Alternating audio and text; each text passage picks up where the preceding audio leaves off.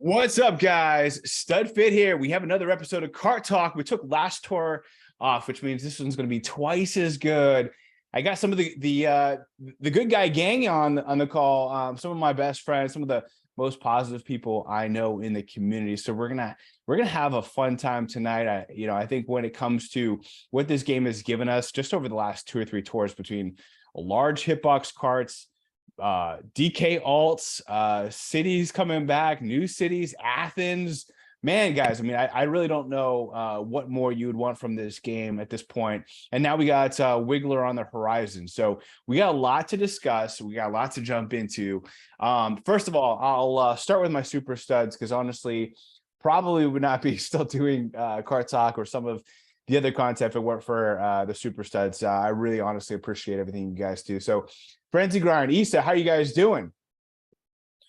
Doing well.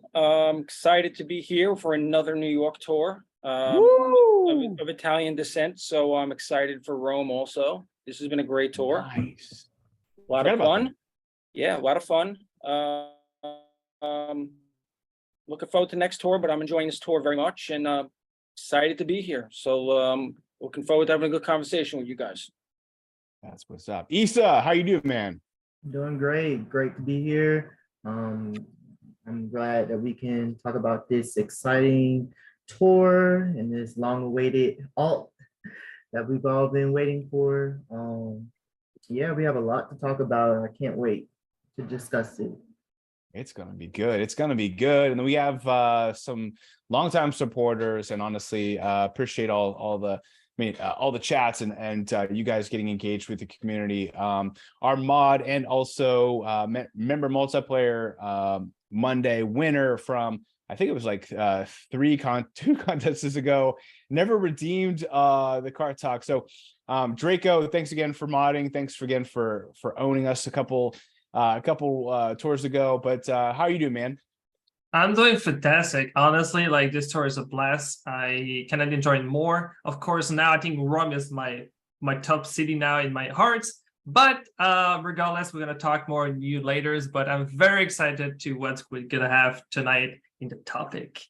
But yeah, thanks for having me as always. It's always a pleasure to be here and just talk with you guys because this is a family after all. So I love to be back at home and talking with some good stuff with you all. Nice, man. I love the shirt. Looks yeah. phenomenal. Where's yours? Oh, it's right there. I'm wearing it. You can see little wonderful wings popping up there. Yes, I'm proud. I'm kind of getting crouching in pretty close just so I can see you guys. But yeah, I'll pop away so you guys can see a little bit more of the shirt. But not for nothing, Stud. Not to cut you off, but there's a nice red Nintendo shirt from the Nintendo store. You could have also worn in honor of New York. But once again, that's on the back of your closet, isn't it? No, you know what? It's actually in the laundry machine because I wore it all week long for the tour. Sure. So yeah, man, it's actually, it's got some holes in it everywhere because of how much I wear it. I need to see that. Yeah, your Studfit shirt's got holes too. Don't worry. Don't worry, man. No, I honestly, I'm just busting. It's all good. Z sent me a shirt from the New York Nintendo store. I'm so happy and honored, honestly, that you got me that. I took the time to mail it out. I mail shirts out occasionally, and as Issa knows, it's it takes a while. It's not the most fun experience in the world, but it's always exciting to see people on the other end. I promise you, I'll wear it next time. If you want to remind me, that's helpful because no, all seriousness, it's my pleasure. It's all good. Okay, no worries. I have the memory of a flying Koopa. So yeah, I don't have. Sometimes we'll forget when I'm supposed to be doing stuff. So let me know. Keep me honest. And we also have E Deedle, who's a fellow mod as well. How you doing, E Deedle? It's been a while since you've been on. No O Deedle with us tonight. No O Deedle tonight. He's watching a movie. Actually, I think he's watching the Mario movie right now. So nice. On repeat, man. On repeat. Yeah, man. I'm excited to be here. I love me some Kart Talk. I don't have a fancy shirt from the Nintendo store, but I do have a vacation plan. I'm going to take my kids to the city next month, so maybe a little stop in at that store. Might have to happen. Nice. Well, there's a very unique shirt there. It's red. It's got like the little emblem on the back. It's super cool. Yeah. Highly recommend it. Very comfortable too. We also have Firestorm. Last but not least, how are you doing, man? It's been a long time since we've had you. I know that episode we had a lot going on too, but how are you doing, man?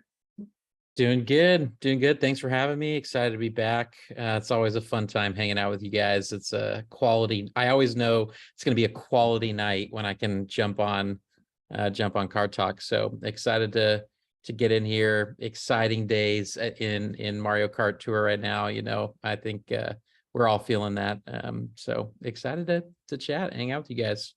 Yeah, What better way to spend your Friday night? That's right. I'm solo right now, so Are you really? I'm doing the solo dad life right now while my wife's on a trip.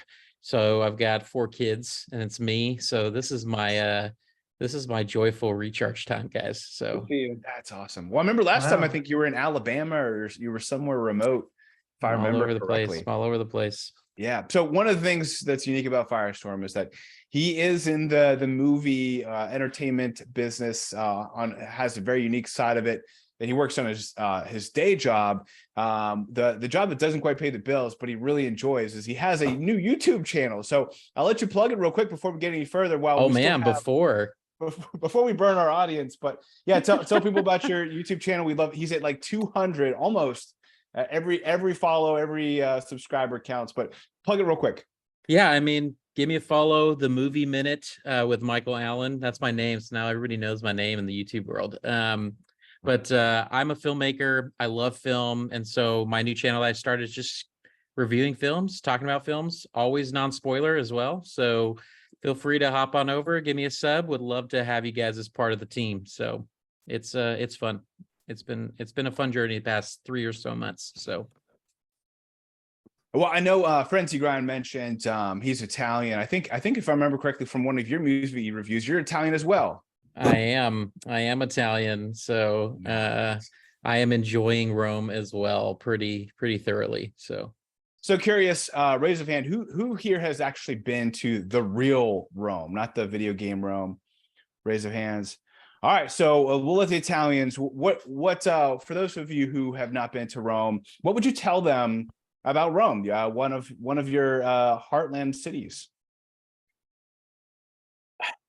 It's been a while, I'll be honest, and it's probably nothing like it used to be when I was there. Maybe I was there last 16, 17 years old. I wasn't born and raised there, but I did visit for the 2 weeks. Been all over Rome, Florence, Venice, just made a trip out of it. It was just beautiful. Colosseum was one of a kind. The ruins, just everything about it, the history, it's unexplainable. It's just something you have to experience. Just the buggies that are just going, I don't know what they're called these days. I don't think they're bikes. I think they're just, they drive cars on the wrong side of the street. They take their buggies and they're just flying down the road the opposite direction. It's just, it's menacing. Like scooters. It's like, it's worse than New York City. It's like you have to hop out of the way because they'll run you over with their bike at a drop of a hat. Wow. But awareness is key over there for sure. yeah, awareness is definitely key. But it's beautiful. And if anybody's been there earlier than 25 years ago and 20 years ago when I was there last, might have a better history on it, but it's just so beautiful. Such a beautiful city, ancient. They really did a good job at the Colosseum. I wish I could see inside it in the game, but maybe that might be another route for another day. But I don't know what to say. They did a wonderful job at the track, but again, hopefully they expand it maybe in the future.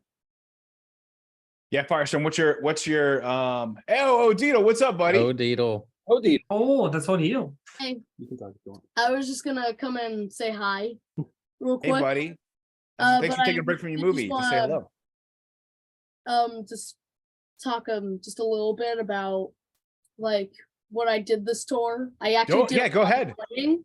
Yeah, I please do. got the full DK Gladiator set, Chainsaw Chariot, DK Gladiator, Rainbow Flappy Wings, leveled them all up to 6 so I could get some really high scores. Nice job. Nice. Mad at me because I used up all the tickets. Somebody had a fun tour. This is a free to play account. That was months worth of saving. Wow. It's Wow. mine now. And I was able to get some pretty high scores and I got first and ranked. Enjoy. Nice. Enjoy that. Congratulations. Nice. That's awesome, man. Congratulations. I bet you more than anything, it was just fun to use all these items. Yeah, the Rome track was really cool. I love the Colosseum part. Me too.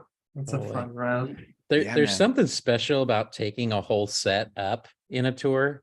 There's really something fun about that. I haven't done it in a long time, but there are definitely memories that are so good of doing that. So yeah. that's awesome. Let's say goodbye. Yeah. Thanks. Bye. All right. Hey, see, man, thanks for sharing your experience, man. Enjoy DK's Gladiator. We're gonna talk a lot about him tonight. Yeah. Yeah. Yeah. All right, buddy. Awesome. Love it.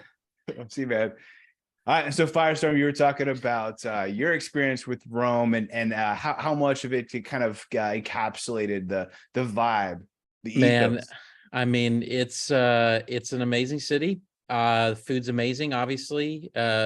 Italian food is different than American Italian food, so prepare yourself. It's amazing, but it's very different. I mean, sleep until like 2 o'clock in the afternoon and then start your day. I mean, Rome is a night city, which is fun that it's in this type of tour. I mean, it's a party hard city, man. They go late, they have a good time.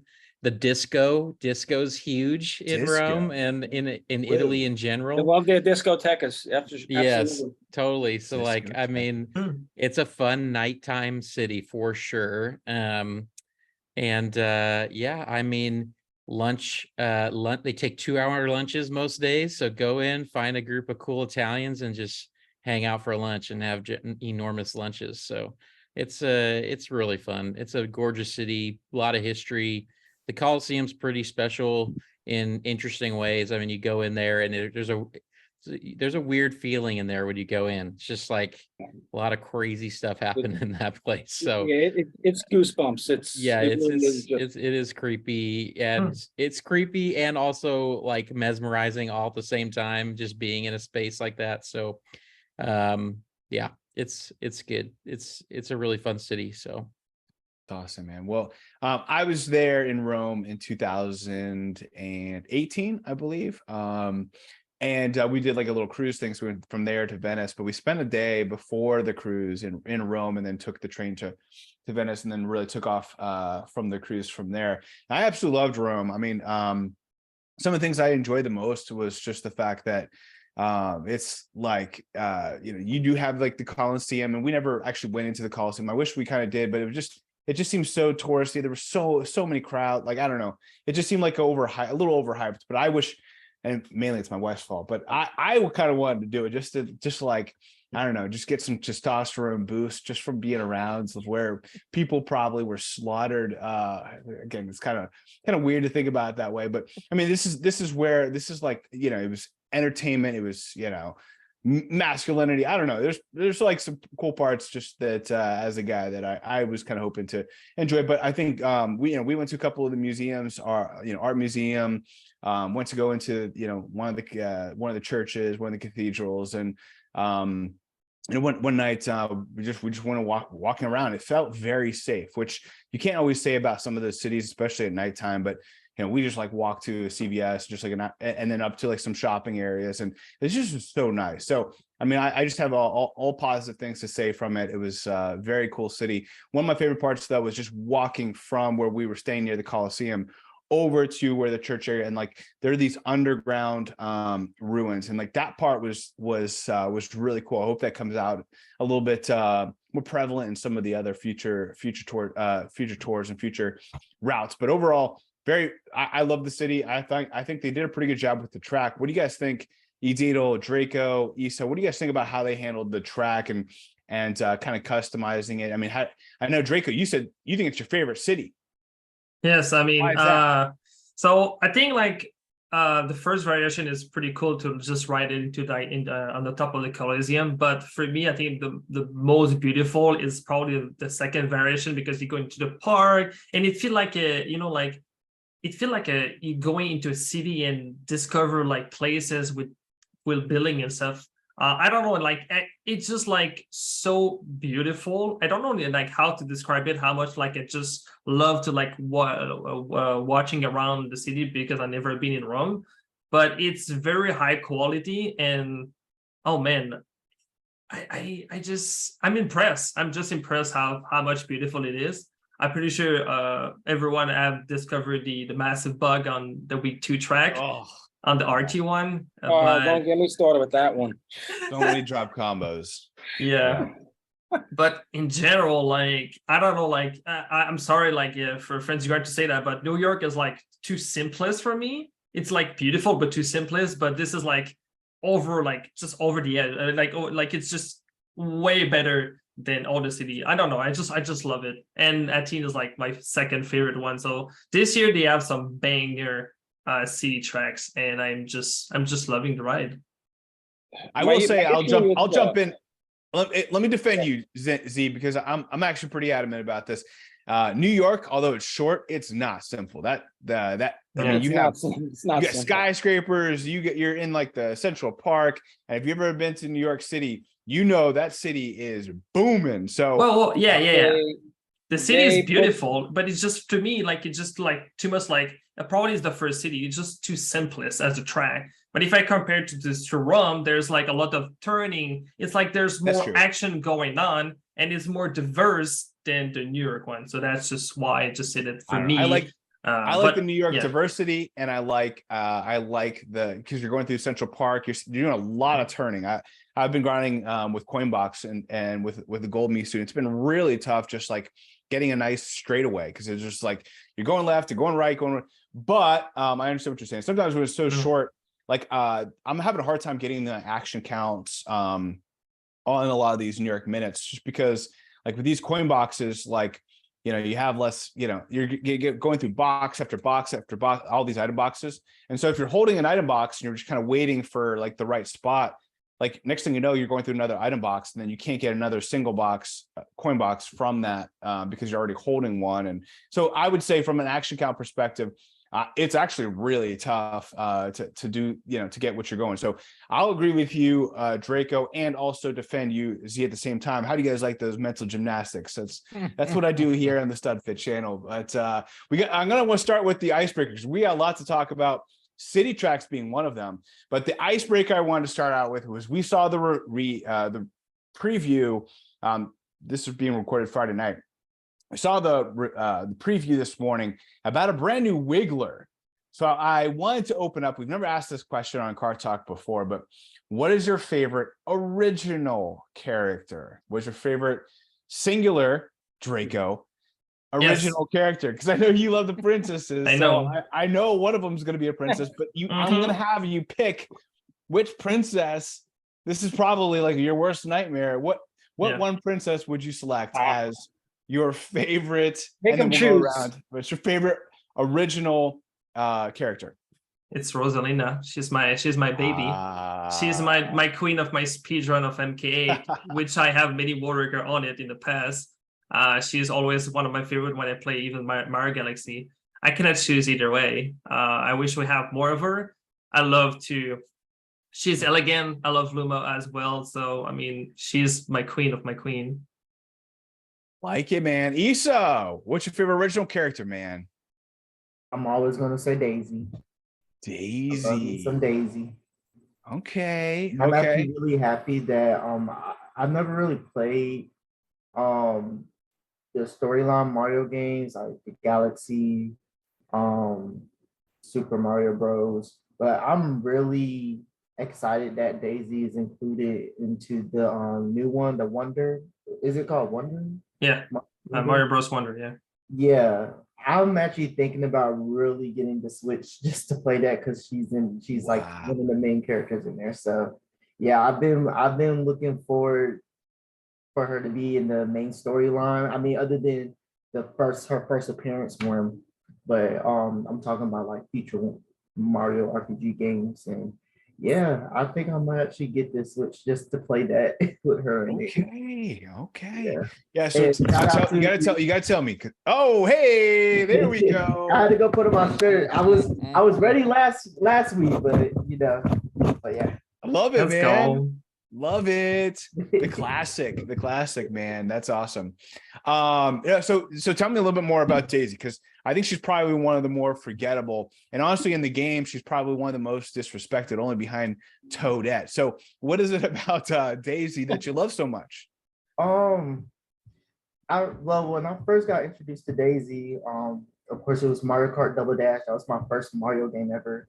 And then I got Mario Tennis, and I started seeing more of her personality. And I just like how like brave she is, and she's fearless. And that's when she slapped Bowser. I was like, oh yeah, I like her.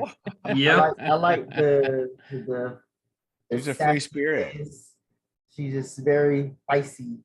I don't know. A lot of people think her voice is annoying. I love her voice. Yeah, me too. Cool. So all right. Let's. This is a kid show too. We can't get too hyped up on. This is princess moments. That's it. The princess love is going strong right now. I was gonna say, Frenzy Grind, I know your favorite is a princess, so I'll let you go next. What is your favorite original character? Wait, you just said mine's a princess? Yeah. It was yeah, I did say that. It was kind of a joke, but you do have a wonderful young daughter who I'm sure you've gone to different princess things. Yeah, so I'll speak for her. Her favorite driver is Rosalina. Okay. If that makes Rocco feel any better. I love it. She loves Rosalina in the Comet Tail, in the Aurora balloons. It's her favorite. Every time we play, that's her setup. She loves it. It reminds her of Elsa. It matches. It's beautiful. That's her thing. Whatever. I love the Aurora balloons too. Go for it. I'm in disagreeable. I will do Donkey Kong. Nice. Because it's DK. And that's really all I have to say about it. We've been waiting a long time. I'm a big Donkey Kong fan. No, I didn't level up DK Gladiator for saving tickets purposes. But I do love Boomerang, and he's on the list. But he's not a me. So right now I am chilling, but it's DK. Okay. I have some follow-up questions to that. I'm curious what you're saving for. We have a lot to dig into to DK Gladiator and some of your comments around him not being a me and that dilemma that a lot of us are having to face right now. But for the sake of the icebreaker, we'll continue down the princess line. And Edito, what's your favorite original character? Well, it's not a princess. Oh, come on, man. Yeah. So I'm tempted to say Donkey Kong because Donkey Kong Country was my jam when I was a kid on my Super Nintendo. I loved that game. It's one of the few games I had that I played through and beat multiple times. But truth be told, like, I think my favorite original character, I might be stealing yours, Studfit, but I think it's Waluigi. You did steal it. You didn't. And you know, it is what it is. It's not that complicated. He is hilarious. Hilarious. His body movements are hilarious. His mustache is hilarious. His voice is hilarious. There's nothing about him that's not funny. I like to laugh, so I agree. I love it, man. To be featured in a main Mario storyline. One day we'll get the Daisy treatment. We'll finally get our show. No, I love that, man. And I'll get into mine, which I think you kind of tipped the hand to. I'll get into mine last, but Firestorm for the icebreaker. Yeah. What is your favorite original character? I have a lot of favorites, but I think if I think about Mario Kart specifically, I really do think Petey Piranha is my favorite. And I think that just when he came out in Double Dash, he was such a huge personality in terms of like all of the characters. And so I really liked him a lot. And so I really loved when he came to the game. And so I would have to say probably Petey. So honestly, I'm surprised we didn't get more Petey. I mean, I know that like there's some original characters I think of right away, you know, like Kamek with Sammy D and other drivers that just like, you know, you can tell people love them so much. Now I'm going to associate Issa with Daisy. And I mean, I think everyone likes DK. DK I knew was going to be on this list for you guys, but I'm surprised Petey Piranha was the last one there. For me, Waluigi's like and I was actually surprised, Edito, because Waluigi's not on most people's list. And for me and my reason, the only, but curious, we'll do a little quiz here for you guys, just the five of you, and you guys can comment here at home. There is only one video game that I have streamed outside of Mario Kart Tour. Can you name that video game? Mario Party. Mario Party. Guess who my favorite character is there? Waluigi. And that's kind of where some of my love has spawned off of. But when it came to playing, I'm trying to remember if Mario Golf had Waluigi. I'm pretty sure it did, but definitely Mario Tennis. I use like hit Waluigi wherever I possibly could. And Edito, you crushed it, man. It's because he's just goofy. He's an absolute goofball. Everything about him makes you laugh. He kind of cuts the tension. He's just long and lanky. I don't know. For me, I think that one of the things that we actually don't have, I think, devalued over the last 100, 200 years, maybe even 1,000 years, is humor. Humor was a big part of how we relate to people, how we enjoy things in life. I mean, if you think about it, people were always at least from reading books and stuff, I just assumed things were pretty seemed pretty serious for a lot of times, and people would go literally pay money to go and see people getting hit upside the face and slapstick stuff, like even 100 years ago. So to me, it's like humor is one of those things that will always be important, and I don't think there's any character in the Mario world that's that brings as much humor, it brings as many smiles to people's face just from being a goofball like myself. As you can tell, I can appreciate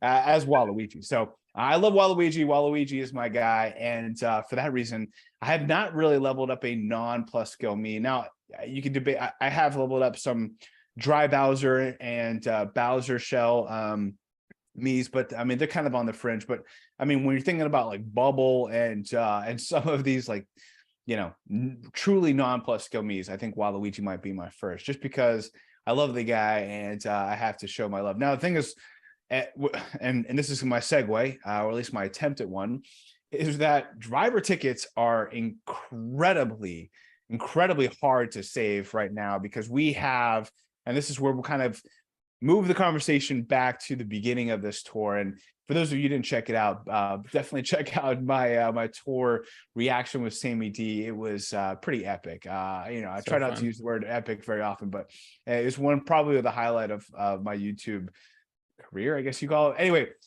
we had DK Gladiator, right? And he's following a brand new Coinbox driver, the Gold Luigi Knight, which I'm already a big fan of the Knight stuff just because of Shield Speedster. So let's get back to DK Gladiator. How do you feel about DK Gladiator? How do you feel about Boomerang Flower? And when you're thinking about him compared to Luigi Knight Gold, both are non-plus skill Mii's, are you investing in either one? How are you looking at these two guys? Mono, in this thing about this is like the new versus tour is Luigi Gold versus DK Gladiator. Which one are you investing in, or none? For me, the problem with Luigi Gold Knight, off the bat, he gives me really good value. The problem is the value he gave me, that tour already passed. So, the Luigi circuits, the Luigi Raceway, I needed him then. I needed him as opening tour when he was a rank reward for week 2. So this tour, he doesn't help me. Yes, he gave us one rank track, but I had such an easy rank this week and last week that I didn't need to make any investments. So okay. Yeah, I'm in a position where I'm going in on Mii's. I'm not totally hesitant in going in on Luigi Gold Knight or DK Gladiator. It's just my rank's not pushing me to do so. So Mii's are first and foremost, but at the end of the day, if I need either of those two to win ranked, I have no hesitation in doing it. I'm in a saving mode per se, but if I don't need to do it right away, I'm going to keep saving. It just is what it is. I'm going to win ranked. I don't even mind taking second in ranked. There's really no difference. So let me take a timeout from the question, because I definitely do want to get everyone's answer. But you mentioned saving 2 or 3 times now so far. What are you saving for? Just like the stash. That's all. There's nothing wrong with having a stash and going all in. Secret stash. What do you? I mean, is there a top 10 run in your future? I'll ask the bold question. Probably not, just because I have, like you, a busy work life. I have a 9-year-old, and I now have a puppy that I got a week ago. So Congratulations. thank you. Which is taking up a lot of my time these days, both of them. What breed? The most important question of the night. She's a Maltese poodle. Ooh. She's 14 weeks today. So my wife and I are taking on most of the training. And that takes a lot of research, as you know, YouTube and all that It's stuff. the worst. Am I going to rule out a top 10 run in the future? No, I'm not going to do that. I just don't have the patience to save up 100 of each ticket like a lot of you guys do. It's just, I don't know how you guys do it. I got friends who do it, like Jedi, one of my closest friends in the game. He'll save for 4 or 5 months, and then he'll just drop them for a top 1 run. I don't know how people do that. It's amazing to me. The fact that I'm on my 2nd tour and I haven't used 1 ticket, to me, is like astonishing. Dude. And now you're going to throw Wiggler at me next month. How am I supposed to get through next tour without spending on Wiggler? So that's why top 10s and top 1s are so earned, man, because people just have the patience to do that stuff. I gotta ask Z. Everyone in the chat's gonna want to know how big this stash is right now. Are you willing to divulge? Yeah. So the problem is right now I'm in a situation where I'm only purchasing driver and cart level ups just because coin stash is so hard. So I must have let at least 8 to 10 glider tickets go in the last 3 tours, just because coins are hard to come across, and it's drivers and carts. I've been getting a lot of tickets. Like I'm saving quick tickets. I'm using a quick ticket every day on top of whatever I get in my first roll. And it just seems like Nintendo just wants to give me glider. So, after speaking to some friends who are also saving, and we're very, into the game, I said, I'm like, listen, I driver and cart. All I want. If I can buy the glider, I will, but it's driver and cart. And it's just, they just want to keep giving me gliders. It's unbelievable. So, I buy the drivers, I buy the carts, and if I could afford the glider, great. But that's, like Kareem says in some of the videos I've listened to, probably the least important is the glider. So, I would agree with that. But if they're giving you, if they're giving you all these gliders, I wonder if it has anything to do with it. Like, hey, you're not buying a glider, I'll give you a glider. I'll give you another glider. They know I'm not buying them. That's why. Probably, yeah. My shop today was 1 cart and 2 gliders in one shop. I bought the cart. The 2 gliders are still sitting there because I got 36K coins left for the tour.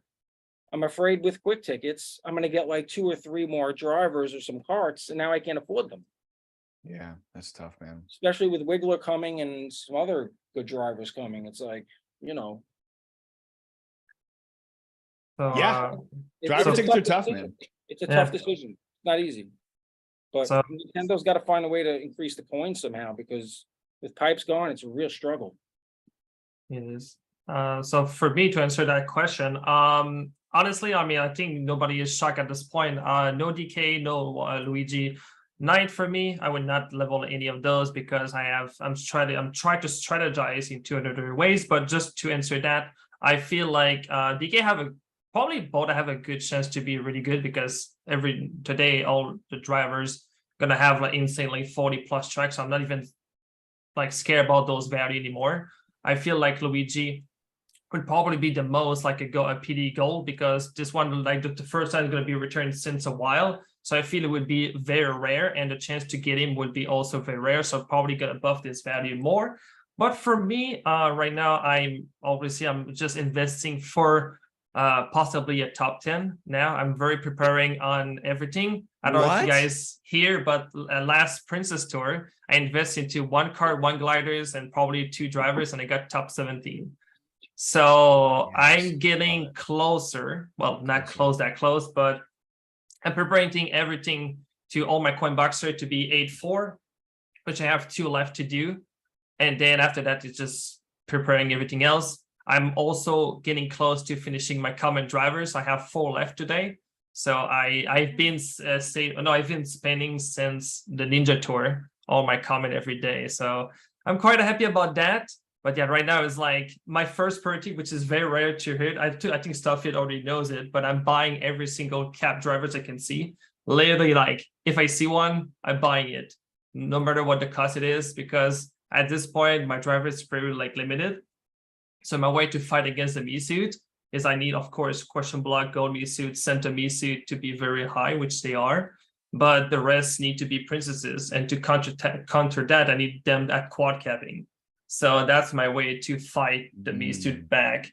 And then, yeah, so I'm very preparing for hopefully a top 10 run. So I'm going to start to save now, because I am really investing into drivers, but karting gliders I'm starting to stash slowly by slowly. Well, I commend you for sticking to the theme, the princess theme, the mushroom legacy. So I know we already plugged Firestorm's channel. If you for some reason have never heard of Draco655, please take a time out and subscribe to him now. He's not just as an up and comer, but he brings in unique content, and it's all surrounding his mushroom legacy. So, you know, when it comes to the female princesses in the game, he literally invests in them exclusively with a couple of me suits, but that's only because, you know, there are Coinbox me suits and question block me suits that, you know, are kind of, you know, he can put a princess face with, and kind of fits his brand too. So I have no shame. There's no shame certainly in that at all. But I love your theme there, and congratulations just on finishing 17th with that style of play, man. That's incredible, man. I still cannot believe it. I was like, I talked to Kevin. I was like, can I make top 10? It's like, I'm sorry, but I don't think you can make it. I'm like, really? I'm so close. Look, I'm so close. But yeah, no. But I was like, what, 300K away from it? And I was like, if I only have a few more tickets, maybe like 20 more, I probably have make it there. But I was not saving for it. I was just like YOLOing it just for fun, top hundreds. But that's crazy. That's just crazy to me. Well, you have the talent and you have the determination, and the fact that you're taking this very unique strategy, I think it'll pay off in the long run. But it's all about, you know, how many tickets do we need? Like, and I appreciate you asking Z on that question. Yadito is like, you know, how many do you need? And I've heard 50, I've heard, you know, 100, I've heard, you know, some crazy, and to think about even saving to that amount. I mean, that's literally months of my life going by. And, you know, I have this like channel that, like, you know, I kind of get hyped up on some of the stuff that I'm talking about, AKA Gold Shield Speedster and other stuff. So no, it's really tough to save. But I love where this is going. Love the conversation. So for those of you not in the Mushroom Legacy, DK Gladiator versus Gold Luigi Knight. I have neither. So I feel like DK Gladiator will have a better track record than Gold Luigi Knight. And I solely say that because of Gold PD Piranha not being as good as we was hoping for him to be, which is really odd because he was a rank reward, and he never appeared in the spotlight shop, right? So it's really weird how bad he is. So I definitely would go with DK Gladiator. Yeah, I just think he would just have a better run than Gold Luigi Knight. See, I think DK Gladiator, Donkey Kong Gladiator, is exactly what this game needed 2 years ago. Yeah, that is exactly what I was going to say. Yes, he's preach it. He's not exciting anymore. There's just so much to love about him, and I feel great that he's been added to the game. It makes it more fun. It makes it more interesting. I let him go. I didn't buy him.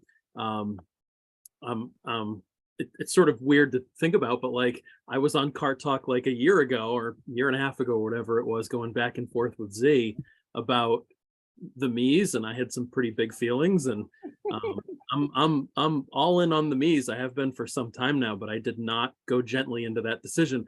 And neither did I. Like, as a general rule, I don't deviate from this much, but as a general rule, it doesn't make sense to buy things that I don't have some intention of investing in. And I just That's won't true. invest in him. And I love that he's in this game, but he is just not going to be a player in my account. I have Luigi Gold Knight because of that ranked reward, but he's now my third coin box driver that's sitting at level 1 without even his base points maxed. So it's a nice little trophy for the shelf, but that is not where I'm focused on investing at this time. And on the topic of investing, I will say it's encouraging to hear Frenzy Grant. I think you said that you're 2 or 3 tours into saving or something like that. In my experience, those first 2 or 3 tours are the hardest ones to save. And then once you start building up a stash of tickets, it becomes really fun and exciting to add to it. I find that I sort of get gun shy after a while. But in a way that makes it easier to save. Once I get to, 15 or 20 tickets in a category, I end up not wanting to use them. I want to keep going. And I feel like it's encouraging that you've gotten through those first 2 or 3 tours, Z, because if you're saving for a really big goal down the line, and we're going to support you and cheer for you the whole way. But I actually feel like your saving is, if you're wired like me, your saving is actually going to get easier going forward. And I'm excited to see how big your stash gets personally. Man, I appreciate the cheerleading, but let's see what my stash looks like at the end of next tour with Giant Banana Wiggler Me coming, because I'm already intrigued. Yeah, it's gonna be wild. Yeah, we'll see what the the coverage looks like, but part of me is hoping I don't need them right away, but the other part really would like to invest. So it's hard, but we'll see. That is tough. I agree with you though. When it comes to saving, there is a threshold that you have to hit in order for you to kind of feel like, okay, this is I'm making a dent here. I'm actually like, this is going to be something eventually. At first you're just like, yeah, 50 tickets, like that seems like impossible. I'll never get there. I might as well just drop it a couple here, a couple there. And that's where the leakage comes in for sure. Ultimately, and maybe I'll go Firestorm. Let you jump in before I give my opinion, but I do feel like when it comes to saving, if you actually want to go for something big, you have to save. And that is tough, but it is always worth it. It starts today. I would say that this is one of the best tours to start saving, because we have an all city tour. I kind of I mentioned this on our server a little bit, because I feel like I didn't go into as much depth about it on the rundown, which is just, this is a savings tour. And if you can, I think it's almost like a pause tour in like when it comes to buffs and stuff. So meaning that like whatever everyone had in the way of tracks going into this tour, you basically, outside of Moonview, have the same tracks going forward, because we do treat these city tracks as different. So ultimately, I would highly recommend, if maybe you take nothing out of this conversation going forward, maybe try saving. Who knows, if you have a goal that you'd like to achieve. I think a lot of people right now are kind of going for bucket list stuff anyway. So maybe now's a good time for you to kind of think about, like, what would I want to achieve, and would saving help me achieve that? And if so, maybe it's the right tour to save. But Firestorm, what's your opinion on saving, and what are your thoughts on this? These two Mario versus Luigi, old school versus alts versus each other. Yeah, I mean, I wish I could save. I really do. I don't have the discipline to save. I enjoy the competition too much each week of trying to at least get somewhere with ranked. Now there are times when I have to give up. And also I do think there's obviously I think we all know there is a separation between like a gold pass, which is what I am now, basically just solely gold pass, and then people who even occasionally buy, because ticket distribution has gone so down, like in actually what you get. And so like I just think like I'm not getting as much coins, I'm not getting as much tickets. And so if I want to win, which I typically do, I have to spend some tickets. And so I've been I do try to be really smart, but it is hard to save. Like I think for a Gold Pass Plus to save that many tickets, I mean it would be 3, 4, 5 months, and that's just not necessarily where I'm at with the game. Maybe I'll get there one day, but it's just not where I'm at right now. So in terms of Knight and DK, I think Knight is better for my account. I did get him. I snuck in there in third place in my ranked. It was tough. I'm still hanging in tier 99, and it's been a brutal line of trying to compete now after a while. I think people are really starting the competition, at least in my ranked, is getting pretty heated. So Knight was better, but I did buy DK Gladiator, and I did actually take him up to I took him up to 4. Now the reason is because I want Nintendo to see, because they watch this. I guarantee you they do. Yeah. I want them to see that, like, I appreciate the character. I appreciate that they finally brought him to the game, gave him an alt, and I didn't want to just buy him. I wanted to put tickets into him so that they see that people are investing at least in him. And even though I'm a little burnt out on Boombox, I was like, you know what, I'm gonna do it. And taking him to 4 helped me win ranked as well last week. So that helped me take first place last week, which was great. Got an awesome run with him, even at level 4, which is the crazy part about Boombox, right? You get those runs even with a level 4 Boombox. Like I got an insane run and got a huge score with him at level 4. So yeah, that's what I did. But I foresee, I'm a Coinbox guy through and through, to be honest. And so I could see myself, as soon as Knight gets an exclusive where it's just him up there, I very, very easily could take him to 6 or 7. So yeah. Yeah, and man. I'm not. Yeah. I'll let you jump in. I had another thought, but I don't want to I don't want to talk about Mies yet, because I think we'll get to it. So we will definitely get to some Mies. Yeah. That is always a given, guys. Those are unavoidable. You got the 2 best guys on the podcast for that conversation. I hope we do the me check. We will definitely check the me check box. That is for sure. No, you guys bring up a number of phenomenal points, and I think for myself, I'm actually I don't know. It's weird because, like, with All Cup ranking, I don't really go too much for boomboxing. If I get a boombox, that's great. Some of these times, like for Waluigi Stadium, it's like pretty easy to get. 200 actions with Larry, me.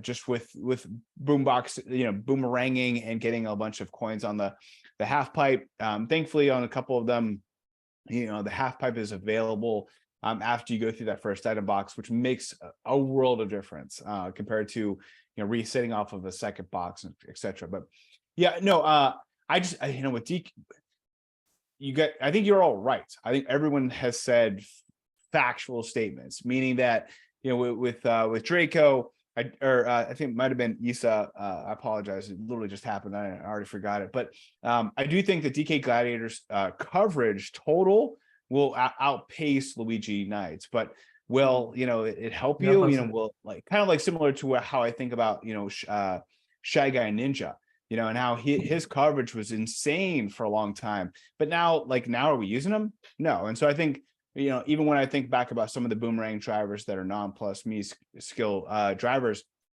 they're just sitting there. So like Volendam right now, I haven't used her. My apologies, Draco, but I haven't used her in probably 6, 7, 8, 9 months. And she's like sitting at like 1190. So that's kind of where I kind of put a lot of my boomerang drivers.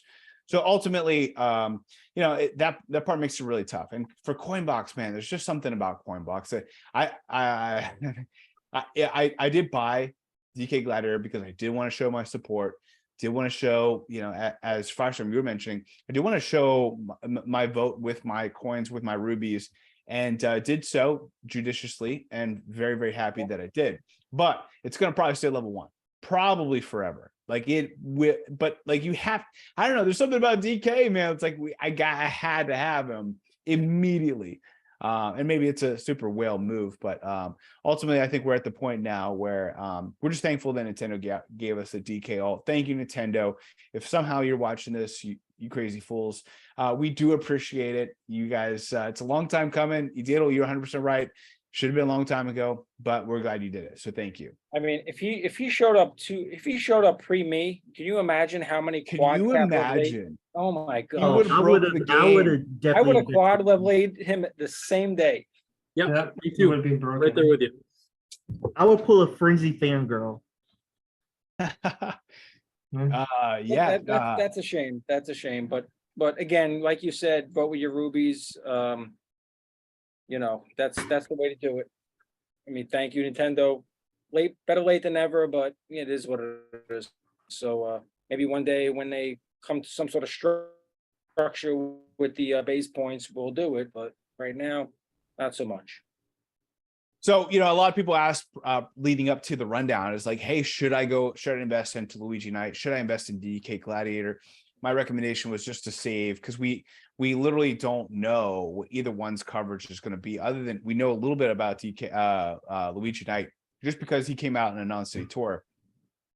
And we'll get into what's coming up next tour. But I just think in general, hopefully this, as we graduate this phase, just save tickets. Like, I think that's probably the best move. Look at next tour, and then if you still like DK Gladiator, invest next tour. Invest, unless you're going for all cup ranking top 10, just invest in next tour. That would be my recommendation. As for, we've talked about the course, we've talked about DK.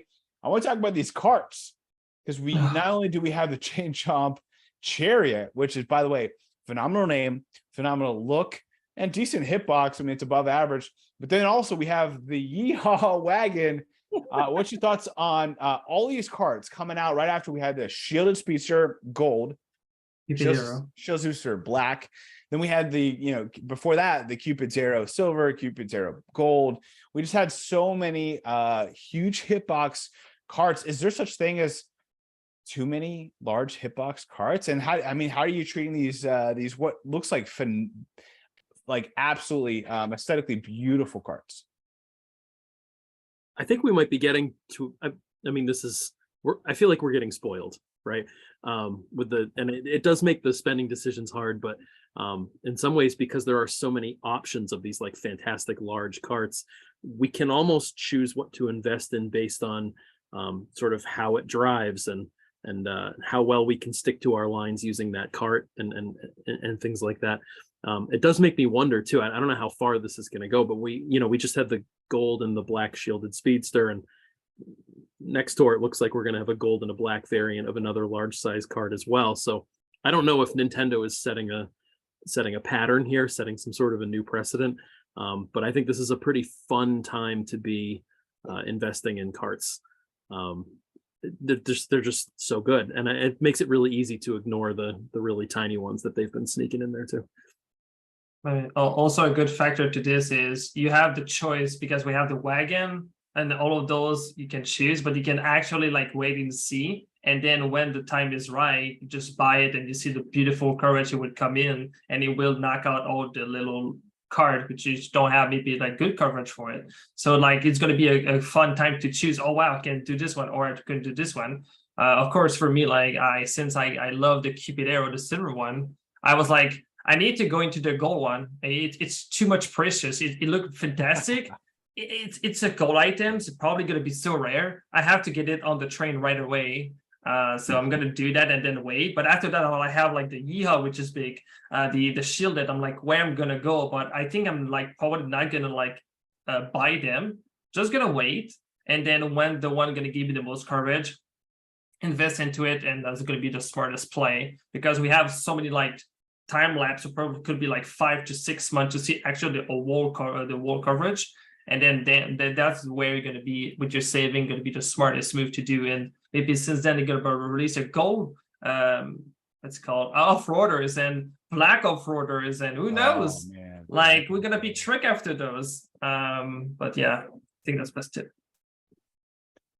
I'm with Studfit. I'm going in on gold Shielded Speedster and the black Shielded Speedster. And I'm going in on the normal Shielded Speedster, because I mean, at least with the normal Shielded Speedster, I know that it has some good tracks, and it's a large hitbox, so why not? As far as the other cards, I do think they might overlap in the future, but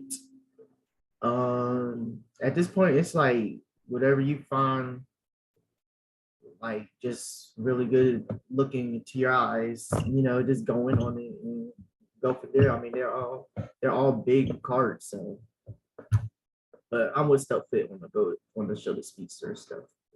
I tell you what, they've given. I love that, man. By the way, Isha, I love you, man. No, I think that they've given everybody though a little something. Like right now, we're looking at like the Yeehaw wagon. That could be like that is like the furthest from what the Cupid's arrow is. Like when you think about like who would like a Yeehaw wagon, we're thinking like maybe this is like a Midwest, maybe a Texas person. I don't know, like that person is not maybe who likes the Cupid's arrow. Maybe a little bit more. Maybe New Yorker or a little bit more city slicker, I don't know. There's just a lot to be said for how they've kind of given a little bit of everything to everybody, and like it's making it really tough to save carts across the board. And you actually brought up a really good point earlier. Friends of Grind, not surprised. I just said it that way. Yeah, sure. But like cart tickets. We have driver tickets, and driver tickets right now are I think, and Draco, a really good point, the most valuable resource in the game. However, carts are always lagging. That's been true day one, and gliders have always been the easiest to cover comparatively because of the fact that it's kind of the same number are introduced as drivers, but drivers are twice as many points. And so, the gliders, you just don't have to get as much. And so, but carts, man, I can't tell you how many times I'm filling out a sheet. I'm like, oh, look, dude, like my driver average is, something like 7.5, 7.6, 7.7. Gliders kind of on par, and then carts are like 5.8. It's just like what is going on. So there is a hard time being able to keep up with all the carts in the game. So it is hard to save carts. Carts are very valuable, and they're cheaper than some of the driver levels, but ultimately that could get you through if you're going for a top 100, top 1000, top 10 run, which some people are going this tour because of their fandom for this DK and his crazy looking badge. This is one of, I don't know, it's so weird because I'm glad that they did this during a city tour, because they've basically created a perfect storm where now people have to zig in order to zag. Like now they actually have to invest into city tours in order to get this badge. And there are some people that have done that in the past and just said, hey, every city tour, I'm going for top 10. Some of our good friends in ER, Raker, etc., that said, hey, when this is happening, I'm going for it because I've already invested into cities. Might as well. Rashid, I think it's going for it right now, and it's one of those situations, man, where once you've invested, man, you're already like it's not. It pops up. I have an advantage, and it's a supreme advantage. It's an advantage that will get you a long way. So, yeah, no, love this tour. Anything you guys want to say more about this Athens tour? I think we've talked about the track, the drivers, carts. Anything else that we left out? No, I was just going to say that's people are going to look at me specifically and go, "How can you let 8 glider tickets pass you by in the last 2 or 3 tours?" It's because there's so much focus on Morton me, Larry me, Wiggler me coming up, and now look at all these carts in the last 2 or 3 tours. Hee-Haw, Gold Cupid, Silver Warrior Wagon, Black Shielded Speedster, Gold Shielded Speedster, Chain Chomp, Fishbone. List goes on and on. I mean, there's no gliders that anybody's talking about that's really that you have to invest in triple cap, quad cap level 8 immediately. So that's one of the biggest points, which is where I agree with Kareem, is like that's why gliders are like got to be put back right now, because carts are where it's at and drivers is where it's at least for these last 2 or 3 tours. Something may change coming up, but as coins are so limited, you have to focus on your primary goal. And it's drivers and it's carts, at least for me. I'm not going to speak for everybody else, but yeah, there's so many carts I can't invest in. There's just not enough coins, not enough tickets. Yeah, I think when you look at the spread out, like of how people, at least across the community, are investing in carts, like it is so much more impactful on your score to invest in larger carts. It's like there will be gliders that pop up that are dominant and that you can then invest in this dominant glider that covers a lot of tracks and gets hot. But in terms of carts, I mean, because they've diluted that field so much. There's so many now. Like I know that we were talking, I was talking with Frenzy fans, last week or 2 weeks ago, just the fact that there are some gold carts that are starting to kind of float to the top, even that are looking like gap fillers and like really starting to fill really niche gaps for people's accounts. And so I think that it's becoming a thing of where you just have to be so much more strategic and more thoughtful about the carts that you're investing in. And it almost is becoming, I mean, I hadn't filled out like my sheet in a really long time strategically, but I realized it's like I had to, if I wanted to make smart cart decisions, because I needed to see all the data because there's so many carts. And so I think that's I agree with all of that. The one I went in, I did buy black shielded just because it's freaking cool. I mean, I'm still on that. I still have a little bit of that in me of like, if I see a cart that's just really, really sweet looking, I'm like, I'm probably gonna buy it. So I bought a black shielded and really hoping it hits. I also I went soft in on Silver Cupid because that tour really helped me pretty significantly. So those are the ones that I'm on now. I did not buy gold shielded, even though I feel like it's popped up already a couple times strategically, but yeah, that's what I'm looking at. I'm having a really hard time choosing what carts to invest in just because there's so many options that are so good. I have the gold shielded and the black shielded, and they're both still sitting at level 1 because I can't, it's like I'm paralyzed by it. Like I can't make up my mind. Then I look at the trailer that just dropped about the next tour, and those black pipes just look, they just look fantastic. Like I know I'm going to need those in my account, but then I'm going to be sitting here looking at 3 carts that I love. Oh my God. Where do you go with the investments? This is not on topic, but it's related. I was having a conversation with Aussie Kart the other day about this. I don't know how your natural bent is, guys, if you're more of like a careful spender or if you're kind of more of a gambler. But I think I put myself more in the gambler category. So I think he does too. So we were chatting about this a little bit, how it's fun to save up for several tours and not spend any tickets and then just kind of like dump them all into one item, roll the dice, take it all the way up, get its full value and play that string out as long as it goes. And when they're giving us so many, and to be honest, that goes all the way back to when we had the pipes, right? I mean, when we were saving up a bunch of rubies and going in hard, and that's sort of how we used to scratch the gambling itch. And now with the pipes gone, I feel like the way people like me kind of scratch that itch is by going all in on specific items and just sort of hoping that it adds a lot of value to our account. But now with them dropping these amazing carts and so many different versions of them all at once, I find that I still have that like urge to go all in, but I don't know where to put them anymore. It's almost like the odds of hitting are getting that much smaller. So I'm sitting here like I actually have a pretty large stash of cart tickets right now because I've been so indecisive, and I'm really hoping these black pipes are what I'm looking for because I want to spend, baby. And I went, I don't know if you guys, I went pretty hard on the pipes just because I love them. And so I'm also very tempted by the black pipe as well, just because I like how they drive and I like the look of them. Wow. So. Okay. Black pipes. That's where we're going. Because there's gold pipes.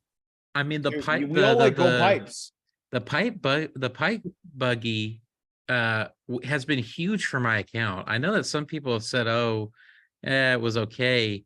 But I took it up to 7 triple cap almost immediately, and it really has. It's given me its value like over and over again. So it's been solid. And you know what? That's what's weird about carts, guys. Like sometimes when we invest in something, it just pans out really well. Like Secure Hop Rod, like it's been great for me. Tropical Truck has been great for me, and like it's never really broken the top 10. Really, neither one of them.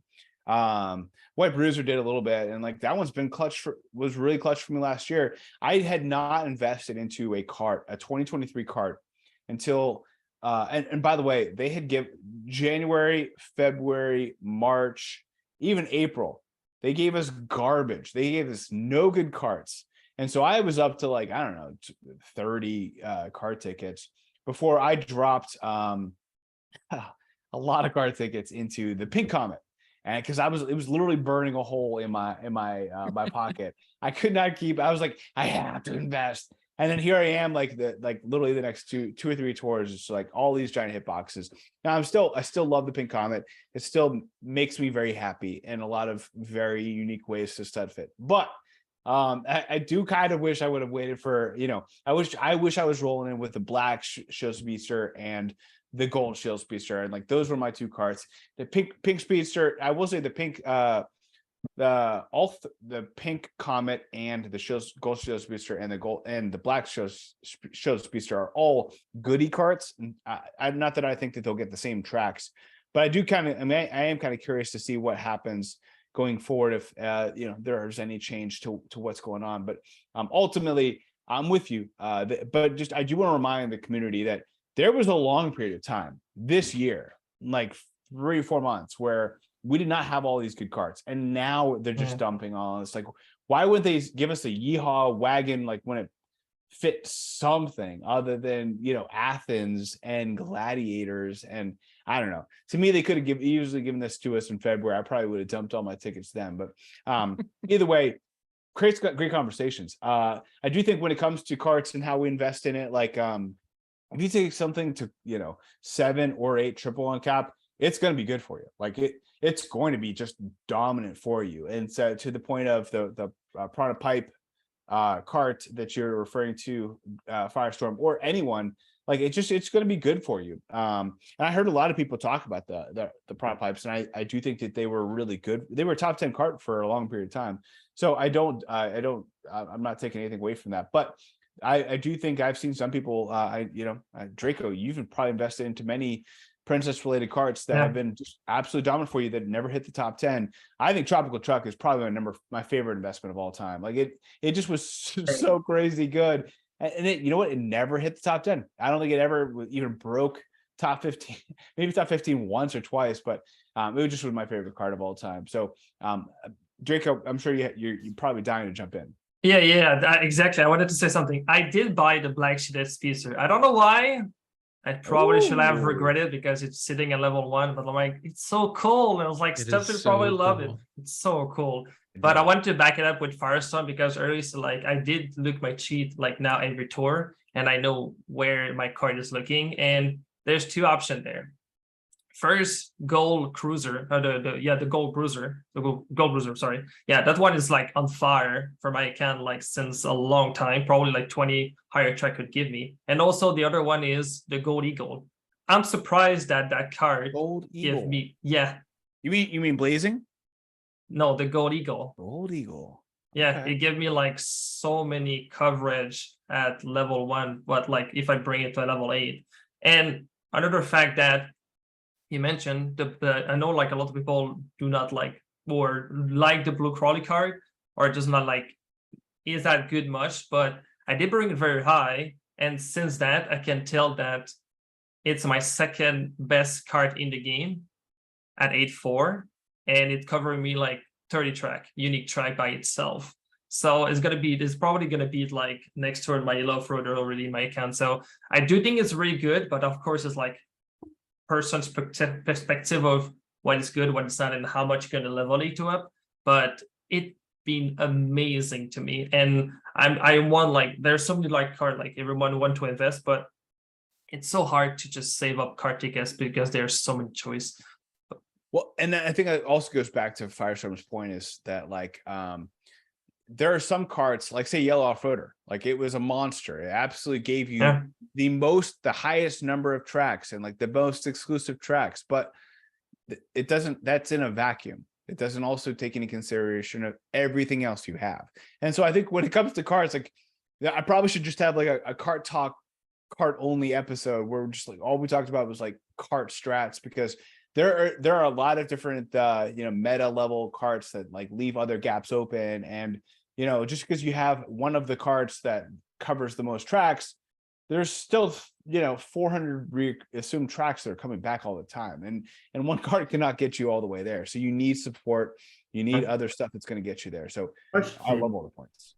Question: do y'all think we should have seen this coming though? Because if you think about it, the early days of the game, did y'all feel like we weren't getting as many carts, and then as the game progressed, then we were getting a lot more? I always felt like we were getting a lot of carts. You guys keep me honest though. What do you guys think? I remember that being pointed out by some of the content creators who aren't making Mario Kart content anymore. I can remember Abdallah's the one that sticks in my head, but he was not alone in this, but constantly talking about like they are bloating the pool. There is just like there are too many carts in this game. What are they going to do? And at that point, people were pointing out that criticism. There was like 1/3 of the carts in the game that there are today. So in one sense, I agree with you, Issa, but it's not for the reason you mentioned. I feel like they were releasing so many carts that any hope of them slowing down, we should have given up on that ages ago, because they haven't, and there are an absurd number of carts in this game now. Yeah, I remember and it was. Go ahead. I was just gonna say Studfit, and then you can jump in. I'm a day one guy, and it was like it really was the ratio, because there was just so few drivers coming in, and then every tour was like multiple carts, and so it really created a environment of kind of resenting carts a little bit, because there was like we all wanted drivers. That's all we really wanted in the beginning as well, and then they dropped Ice Mario on us and we all lost it, right? With as a paid character. But it was just a weird ratio for that first year. Totally. I have a little question, like very fast. Like, I know right now we have like since last year we get like crazy amount of like big hitbox in the game, right? But compared like to you guys, because I came out in the game into the second anniversary where the B dasher was a thing, or just started to be a thing. But like what it was back in the days where you guys have some card, this is like a head card. Like what type of card was the biggest at that point, and like you guys enjoy to play with? It was the Wild Black. The Wild Black? Yeah. Wow, Black was big. That was my first item that I maxed out. That was when level 6 was the max, but that was people used to call it the whale card. I think you had to really for a long time there. The only way you could have got it was to pay for it. So that was the biggest one. I don't know that we cared that much about hitbox size. It was all about coverage. No, not back then. Yeah. It was all about coverage, and we put a heavy emphasis on the skill of the cart, thinking that made a huge difference. Really? Totally. Yeah, Totally. yeah. Because that was the like I can't what's it called, guys? The one where you get the bonus for doing the mini turbos. It was that skill. The mini turbo. It was fantastic looking. It still is. And it just had like all this great strategic coverage. The Wild Black was the king of this game. It was really, and the Rose Black. Queen. Rose Queen was big. Happy Ride. Happy Ride. Happy Ride. Happy Ride was the small. first. Happy Ride, I would say, was the first cart that came in that started to blow people's minds, because it kept getting tracks. Like it just kept getting more tracks, and people were like, are they just going to keep giving tracks to this cart over and over again? Dozer Dasher was pretty decent. I think it was because it was a larger cart. And year one, I mean, Badwagon was really a great cart. Badwagon was ruined. The OG, man, the OG Badwagon. But that's when there was only like 100 carts in the game, so of course. Yeah. When was the first off-roader then? Like I know, like people were like OG people like the green off-road, like it was the like, brown, right? Brown off-roader. Brown? Or wait, The regular one was the regular. that's one. right. Regular, and then then West, brown. and then Brown was a few Brown later. came in like the Wild West tour. That's right, the Wild West with, tour, with Wario, yeah. and was a bust. That cart was a bust. It was an absolute bust. Yeah. wow. Honestly, I think the moment where I realized that like carts there were too many was the tour that Rosalina Swimwear was released that summer, and there was like the blue soda, or like the royal blue soda or whatever, and then it was like 5 other carts, and it was a bunch of like they were all like dumb cards there too. They were just like, cheap, I don't know. I will say for what it's worth, right now, what's unique is the fact that we have so many gold cards. The number of gold cards is actually like, it's staggering. It's actually, we already had a lot of cards, and now we have gold cards just coming out every tour, and it's almost like numbing our minds to think just like the absolute garbage. I am curious to hear new players. Like, are you saying like, oh wow, look at this cool gold stuff? Like, I like this one more than the non-gold, because I feel like that some people could be thinking that. Are the gold cards? I know that there's like the gold bruiser, gold lunar cruiser. There's been a few that have been actually pretty useful, but like I still personally will not invest in them, because like, to me, it's like I'm showing Nintendo, kind of like how we're talking about with DK Gladiator. I'm trying to show my vote, trying to show with my rubies, show with my tickets. And Nintendo, we're done with gold stuff. Stop giving us gold stuff, please. Just stop. You're not fooling us. Maybe are we?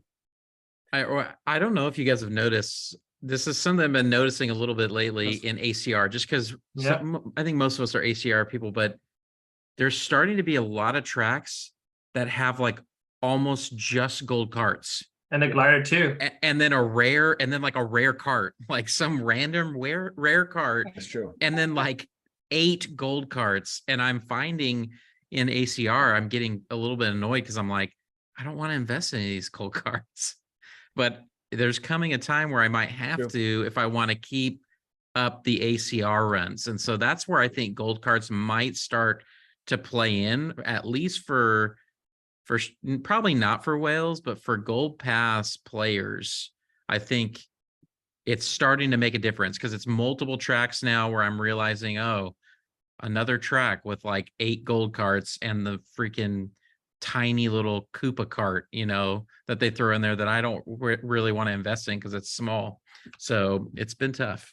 You're completely right. It's this tour. It's Rome Avanti 2 is the one where you only have 1 or 2 cart choices that are not gold. One of them's the Shielded Speedster, which is great, but then it's just like a bunch of gold carts. Yep.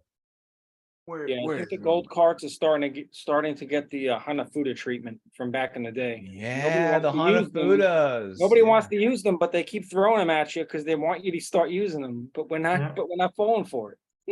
So I'll just lose rank because I'm not investing.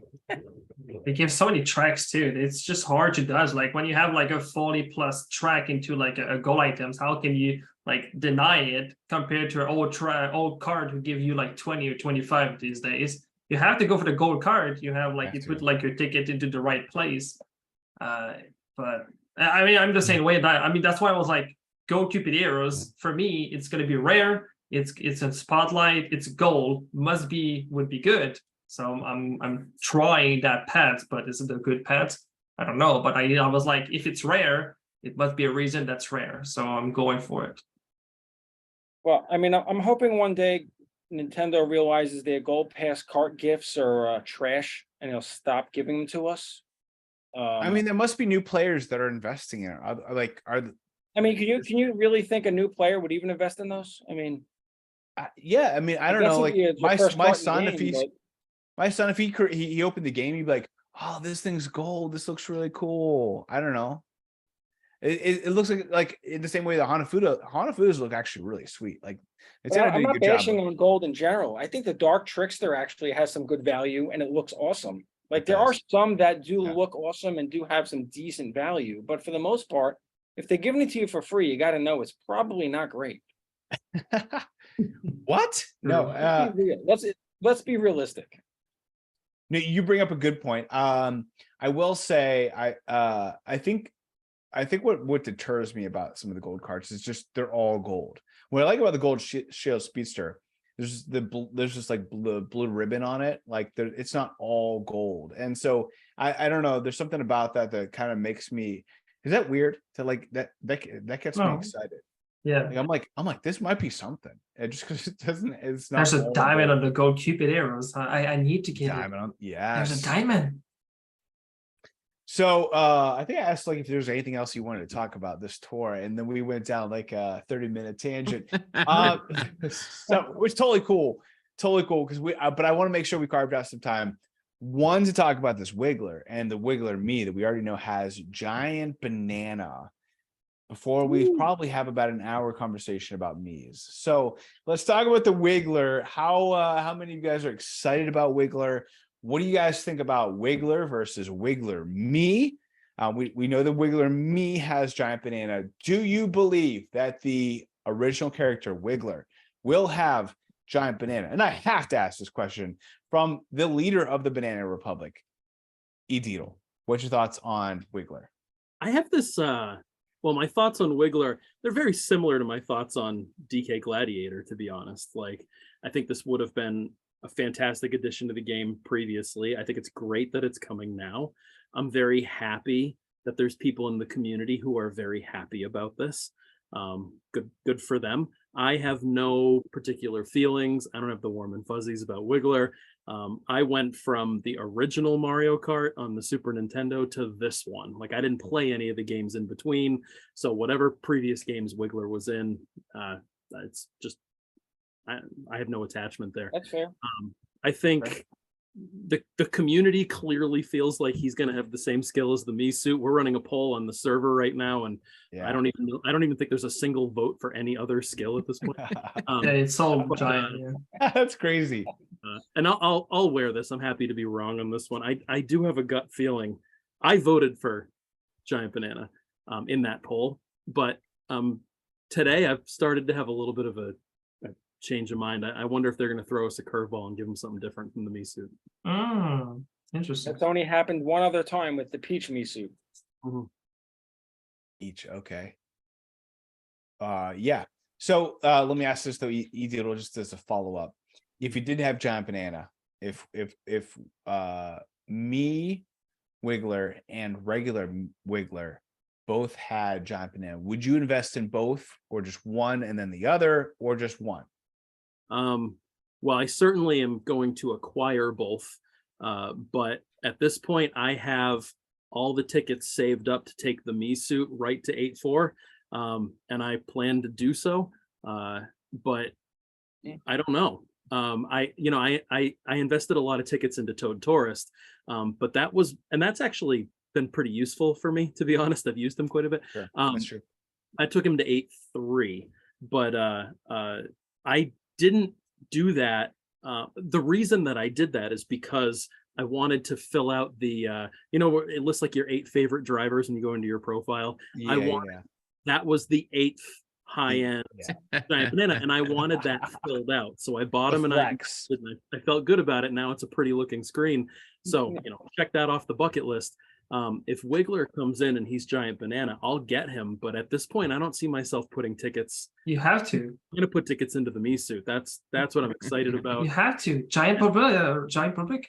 And I'm gonna hang that Mii suit right in my closet next to the yellow and the DK. I'm gonna feel pretty good about it. Very nice. Well said. Well said. Well said, sir. No surprise. No surprise. Base What do you guys think? Base points all the way. Base points all the way. Yeah. So what do you guys think? Will Wiggler original have Giant Banana also? Hands up for they do believe Giant Banana. Okay. All right. I think they do it. Go ahead, Issa. It just doesn't make sense to give him a different skill. I mean, what else are you going to give exactly why Nintendo would do it, though. You're going to give the regular one Lucky 7 and the Mii suit Giant Banana? It doesn't make any sense. I can see him getting triple banana. That is why Nintendo will do it, because it makes zero sense at all. And then they'll give Pauline Cowgirl a coin box. I know. And then we'll all just drop our phones and walk out. I need it. That's right. That's right. I mean, I think that, like, if you really think about this, I've been thinking about the whole Mii thing, right? And it's like, for any current player right now, if you've been playing in the past since the Mii's started, so since the Mii's have begun, and even if you've picked up a few Mii's, let's just say you've picked up the ones that are just ranked rewards, right? It makes no sense for you to buy Wiggler. Zero. Like, it makes so much more sense for you to buy the Mii suit that's cheaper, get higher base points. Like, but for new players, so this is the thing, if new people are coming in, even in the past 6 months, and they're still, and with all the squeaky clean and all this stuff, all the things that they're advertising, Nintendo's pushing, getting people back into the game. I think that I think that they're driving people obviously to the mobile game still through all of that. I think you can't really afford to buy all the Mii suits. Like, I don't know if anyone's done the math, but like to actually come into the game and be like, I'm gonna buy all these Mii suits right now, it would cost a freaking crap ton of money. Like it would cost so much money. So then it makes sense for you to pick a Wiggler. So it does make sense for them to do Giant Banana, because I think new players are coming in and going, well, I can't buy even 20 or 30 Mii suits, so I'm just gonna go and buy Wiggler and take him up. So I think he should have it, but then obviously, like I said, Nintendo likes to break precedents. So. And then, like, when's the last time we had an original driver with Giant Banana? Wasn't it Toad Taurus, or was it another original driver? But Giant was He too. was the last original. He was the last driver. Yeah, and how long ago was the Athens tour? 3 months. Yeah. Yeah, I think we're due for another Giant Banana original driver. Well, we just got the Morton Me, so if that counts, that's Yeah. literally like a month ago. I mean, I feel we are back in a pattern of coin box, boomerang, giant. It was like I think it was a pattern in the past. So, you know, we kind of talked about how carts, there are a couple different phases. You know, we had like this Wild Black, you know, Rose Queen, Happy Ride era, and then we kind of hit this point where we just had too many carts, and then we figured out Hitbox, and then like the rest is history. You know, I think with drivers, it was like literally up until last summer where we could just only invest in Coinbox and maybe, you know, and really any plus skill stuff, and we were set. Like we could get, you know, some of the packs for those who were getting packs, and we could basically invest in all the plus skill drivers.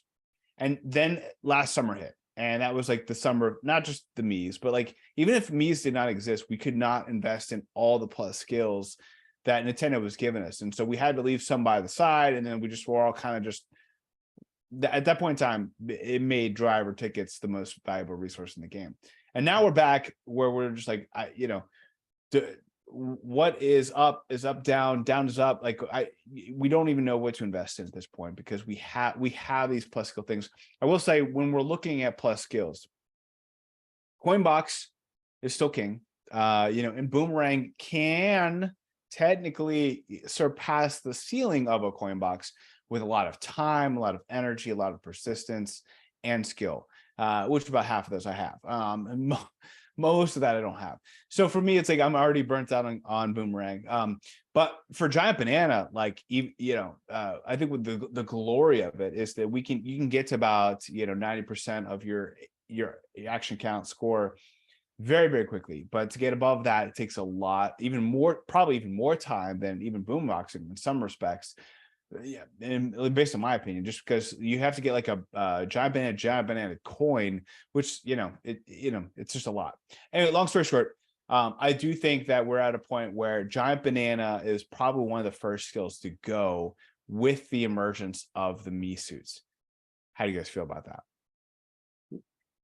Fair. I think that's fair. Is that correct? Am I right? I mean, giant is like like you said, like you have like a giant banana frenzy, and maybe sometimes just one frenzy, you almost like knock out 90% of the track done, and it's just quick, easy. It's almost like another like coin boxing, which is like more fun. Even myself, I have one Boomerang high level Volendam, and I'm already burnt out of Boomerang with the Sky Garden, which is I needed to grind again. It's just not fun anymore. It was fun at the start, but it take a lot of patience. I do have the patience for grinding, but not as this much to rely on luck. And Giant and I'm Giant Lucky 7 are my two best favorite skills now, because it's just so much fun. Rather go in the front, rather stay in the back, and just have a blast, like hitting stuff, doing other things than just like stay in the front. But I think Giant Banana is the most user friendly plus skill. Like, because I mean, I've given my phone to my 9-year-old daughter before just to mess around, right, with Giant Banana. And she got like a triple Giant Banana frenzy and scored a massive, huge score. And it's like, and she got first because it's like it's put so much separation between her and the rest of the pack. How old is she? So she's 9, and so Oh, it's like my daughter's age. I yeah, gotta get her to it's get a triple Giant Banana for me. I mean, it was awesome and she loved it. And so it's Missing out. very user friendly. Now, I'm gonna give Edidal props. I mean, I think there's massive skill sets with it as well, like really learning how to use it, like use it well, forward, backward, and how to like really, really fill up the course with them. But from just a general purposes player, it's one of the easiest skills to jump in and just use immediately. And so I think that there's something there with that. I think I agree with everything that you just said. The cost of entry, if you will, is low, but I think there's a high ceiling in terms of not just figuring out where to place them, but I like the way that you phrase that. You want to fill up the course with them. So on some of the roam tracks, for example, if you're just dropping those bananas when you hit a certain jump or you hit a glide section, a few of them are just going to go to waste because they're not going to end up on the track. But if you can figure out how to time throwing them forward, you can land 90 to 100% of them on the track. And I think that's where some advanced skill comes into play. There's not much more to be said about that. I think I agree with everything that you said. Your initial question, Studfit, about whether or not Giant Banana is sort of the first one to go with the emergence of the Miis, is a good question, but I got to be honest, and it probably is the first one to go, but I got to be honest with you, as someone who has all the Mii suits and has been investing in them, I'm at the point now where I feel like all the skills are out. It doesn't matter which one is first. Okay. For ranked, last week, I ended up putting 8 tickets or whatever it is into the cheap, the bubble suit. I actually laughed out loud when I did it. I mean, Nice. It seems so ridiculous. But I realized It's ridiculous. it's so absurd because there's Oh, better man. skills on that. There's better skills on that track, but I took it to level 6 at a very minimal investment. And then I spent 1 cap ticket on it. And 1 cap ticket takes it to 1550 for base points. So Crazy. I spend Massive. 1 cap ticket. I'm 60 base points less than if you had spent 28 cap tickets on a non-Mii, and I invested 1. And there's no reason at this point Insane. in my mind for if you're thinking about scoring, right? There's Yeah, no reason sure. to invest in anything else. And now I spent 1 cap ticket on that. Now all of a sudden I can go in on the Wiggler Mii suit, and the reason I have those tickets to do it is because I only spent 1 on the darn bubble suit, right? So it's actually That's crazy. I mean, it's hard for me to figure out how I could invest in a non-Mii at this point. It really is. That's fair too. I mean, I have the answer to that, Needle, because Draco always curve into where people zigzag. Studfit always say that. I don't know why people just don't talk about my new driver for my concept. I think the last time I got a new driver was into there was Sailor Daisy back in the Ocean Tour. It's like been a while, and now I'm finding again, and like I recently had it, Pauline. So I'm gonna drive this wonderful newborn child, Pauline, as an old. I'm gonna bring in like a level 8 as soon as I can, and I'm gonna have some fun with it. I'm just scared about her skills because like I saw Wiggler with the B suit with Giant. I was like, they're gonna probably make her less good skills again. I'm like, what are they gonna do with it? Is it gonna like throw that as well, Giant? I'm very scared, but regardless of what the skill is, I'm pretty sure there's a lot of Pauline fan out there. I'm not one of them, but like I'm really excited to have something new and nice looking to my collection, and I really want to bring this. Like I said, I'm gonna bring level 8. There's no way. I have nothing else to level up. I have like party time to 8 to make as my last coin box, and the rest is just like I can have freedom. I did like Dr. Peach recently to 8. I can do whatever I want now with my princesses. So I cannot wait, man. I hope there's other people Pauline fan out there. I hope she's gonna be coin box to annoy you guys, but I mean that's just my little victory there. Yay! Yeah, you know what? I was gonna say, how's your Daisy Farmer looking right now? I have to Level go. 5. I never use. I use her like a couple of times. That's it. Okay. Okay. Yeah, no, it's again, it's one of those things that you have to love about your account specifically. Ultimately, yeah, man, it's oh man. This is where we'll make the transition. We're abandoning the Wiggler conversation now. Let's talk about Miis, because the Miis are unavoidable. It's at the point now, and it's interesting. I was, talking to Ben, MKD Ben, who's been on our podcast for time. He's like, hey, I'm not playing the game much, but I invested into Cheap Me, and I've been really enjoying a double coin. Like, he's like, I don't know, there's something about, like, I know that I'm there are people out there grinding for a double coin box, whatever else and going on, and I'm just here with Cheap Me, getting a double coin and calling it a day and outscoring them. So there's not that he said all that. I improvised on some of that, but I think the point is like we're now at the point where Luigi Knight and this is, for Ben's respect, he invested into Gold Luigi Knight. He invested in, or he did not invest in Gold Luigi Knight. He did not invest in DK Gladiator. He invested into Cheap Me, and this is not like a new player. This is like a day one player. So ultimately, this is where we are with the Mii meta. This is where personally, I will say, for somebody who is pretty OCD, I love the fact that right now, if you have all the Mii suits and you triple uncap a Mii, it's 2,000 points. It's a beautiful 2,000 points. I don't know. Something about that gets me so excited. I'm like, what else could I triple uncap? I just want to triple uncap everything. It's the OCD person in my. I'm so sad. But no, I mean, it's a great point, and I think that if people next tour, there's gonna, I almost wish I did what you guys did, which is just not even buy some of these plus skill non-Mii drivers, because like I'm not going to use them. They're just going to sit there. I don't even know how to. We always do a Mii check, and usually the Mii check is like, hey, how are the Miis? Are they better than non plus skill Mii or non Mii plus skill drivers? I don't even know, like, what are we doing? How do we even Mii check this stuff anymore? Like, at this point in time, is it even worth investing in Gold Luigi Knight? I don't even know. Should anyone invest in Gold Luigi Knight? I mean, I will. I would have if he came out the first tour that he was a second week rank reward, but that's null and void. So we'll just have to see how his buffs go moving forward. But I would, because he's coin box. It just depends how his coverage goes going forward. That's how I'm too. I mean, I will invest in Luigi Knight, Gold Luigi Knight, if he gets some Coinbox exclusive tracks, because that's what I enjoy. Like, I'm not really in it at this point to get the massive scores. Like, I've been making ACR 1000 for the past year plus. I don't have to try too hard, although this tour has been a little bit of a challenge to get there.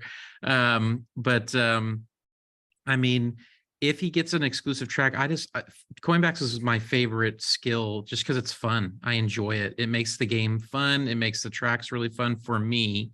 And so I will invest in him. Now, it gets more difficult if they were to introduce, some other plus skill Mii suit. So that's the thing with the Wiggler Mii suit for me, is I like Giant Banana. It's a plus skill, and it just makes sense to invest in it. So if it's Wiggler Mii suit or gold Luigi Knight, that is a very difficult decision, I think, for me. So, well, I'll tell you, I mean, I think a lot of this depends on your account. I bet most of the community, it makes sense to invest in Luigi Gold Knight. I absolutely would have invested in him in my free-to-play account if my son didn't blow all the tickets on DK Gladiator. for that account, I mean, that's like a transformative piece. For my main account that I use, he makes no sense, none at all. I remember when my daughter grabbed my phone like a year ago and she just started using high-end tickets that I was saving randomly and she had no idea what she was doing. I almost lost my mind. Oh yeah, I would have lost. Yeah, we all would have been there. That's like an actual nightmare that I think I've had before. To be Oh my honest. God. I don't, Like Just I coming can't- out in the living room with like your a- kid like a- holding your phone. You're like, what are you doing? I'm like, why are my driver tickets gone? What did you do? Did you ever see the stories? I mean, this was like years ago when I was on Reddit, and it's been a long time, but I remember when people were first experimenting with auto clickers. There were some Oh, people yeah. posting Oh.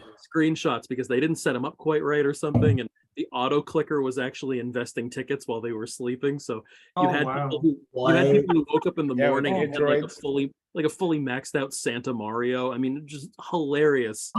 Hilarious. Merry Christmas to you, my Issa, friend. your face, man. Wow. That is a nightmare. No. Yeah, Issa's face was that's Issa- that's thumbnail worthy right there. So That is Buffy will have to clip that one. That would, yeah. Santa Mario. Can you imagine if your just phone just like, all your tickets Oh were my gone? You woke goodness. up and then yeah, just wasted. Oh man, that's tough, man. And yeah, those were the early days of the Android people doing the auto clicker. And that's tough, man. But I think I think at this point in the game, like I think there was such a. I'm trying to think like 2021, we were at like such strict meta that like, you deviated any, like it was somewhat detrimental, but ultimately like it was, if you made the wrong mistake, it actually set you back. Like you weren't going to win ranked. It was going to be, crazy. Now I think that there are so many options, so many ways you can go, so many different investments. I would say though that I think the law of averages, if you invest into Mies, you're going to be substantially more consistently winning ranked, if that's important to you, with these Mii suits. And I love taking things to four because that's where you get the plus skill. And I think I kind of mentioned this a little bit on the rundown. They kind of traded in character diversity for skill diversity, which I actually appreciate. And I still kind of going back to the conversation about Wiggler, I still believe that when the Kamek suit comes out, I do not believe it'll be Coinbox. I believe it'll be Dash Ring. Firm believer on that. I do believe that 100%. Makes sense. Makes sense. Yeah. Because I think Coinbox to just kind of slap on a couple different things. Just for like Bowser Santa, did he need Coinbox? Probably not. Yeah, but they just kind of do that. They kind of slap Coinboxes like, hey, this is Coinbox, enjoy it, and then they kind of give us things like, the gold, what was it, gold Shy Guy, where he was just bomb cannon, just absolute garbage. So anyway, long story short, my main point in that is like, if you safely invest in me, is like just pick the me that fits in your account. You actually, I think you can have an advantage investing in a Spike or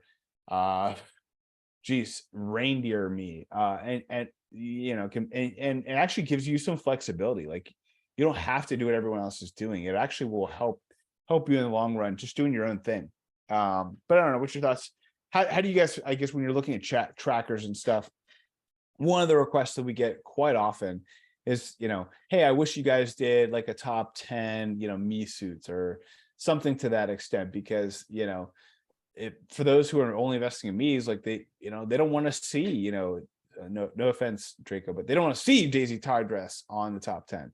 They're not going to invest in it, so they don't want to even look at it, even though for you it's probably like one of your favorite drivers. So 55 track.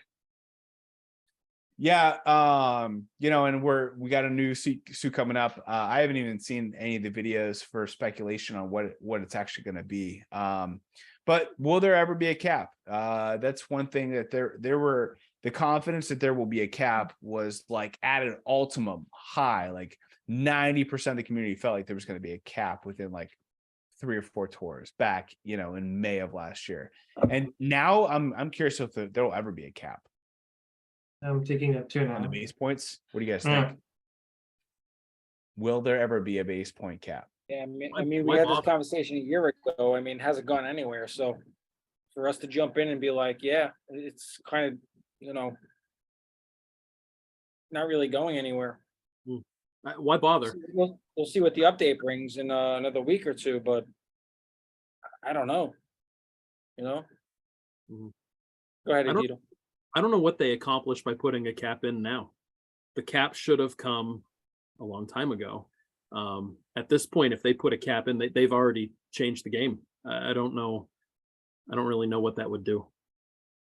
Yeah, it's too far gone now, and there's the point difference is way too high compared to a quad capping drivers compared to a me suit.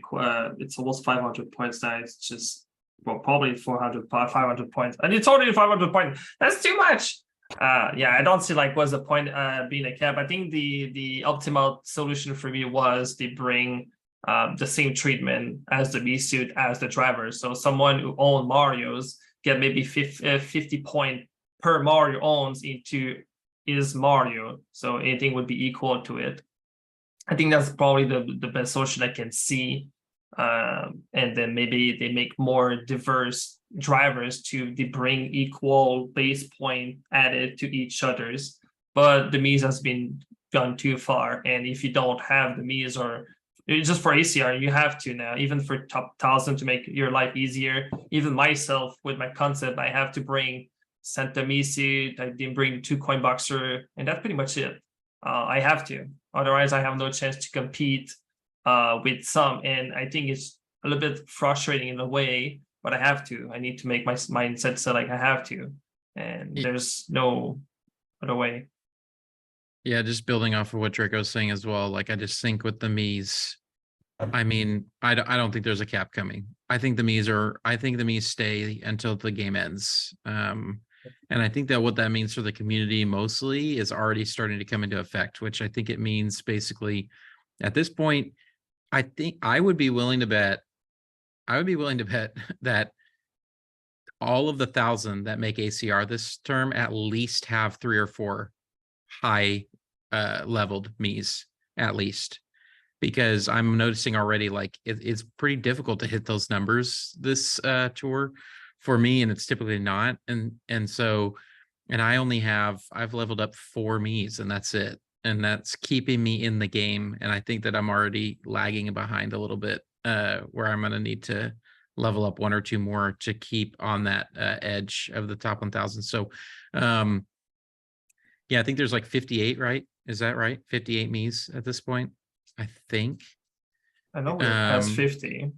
So, I mean, it just doesn't really make sense. They're just going to stop at 60 or stop at 70. It just doesn't really make sense to stop.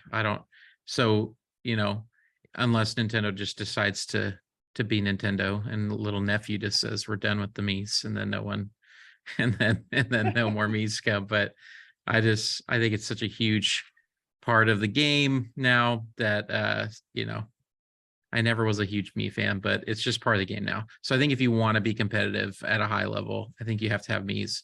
So I think also we'll see that that gap widen over the next probably 6 months as more people invest in Mii's. You'll probably start to see a fairly significant community start to come up that aren't in the Mii's and are investing in original characters, and it'll just be a gap between those people. And so, yeah. Well, I will say we did get a question submitted. Thank you, Stupendous. We appreciate you submitting this question. But what can Nintendo do to redeem non-Mii drivers and make them relevant? Would increasing frenzy rates over Mii's be enough? Perhaps unlocking a possible 4th frenzy above a level 6 or level 8. Maybe they need to buff the non-Mii drivers somehow to make them worthwhile investing in. A new non-Mii coin box isn't a must invest anymore. We've already talked about that with Gold Luigi. He personally invested in a banana barrel Mii over the Gold Knight. That's crazy. So is there any way that we can save? I feel bad, Draco, you were talking about the Brandy Pauline, and she fits your theme, and she's going to be beautiful. She always is. But I mean, is there any way to save her? Like, let's say she has dash ring, just because we've already talked about it. or maybe triple mushrooms. Like, is there any way she could be useful for you? Like, I mean, is there any way, like, fourth frenzy, frenzy rates, like, this game is Nintendo's game. They could do whatever they want with it. It's their sandbox. Is there any way to save these non-plus communities? I mean, for me, I know like she's gonna be useful because I don't have, like, let's say there's a lot of top shelf, and if she's the only one for me to use, and like just let's say like DK, whatever, I have to use her anyways. So for me, it's always gonna be useful. For a lot of people, probably not. But like I mentioned earlier, the only way to fix it, I have 3 ways.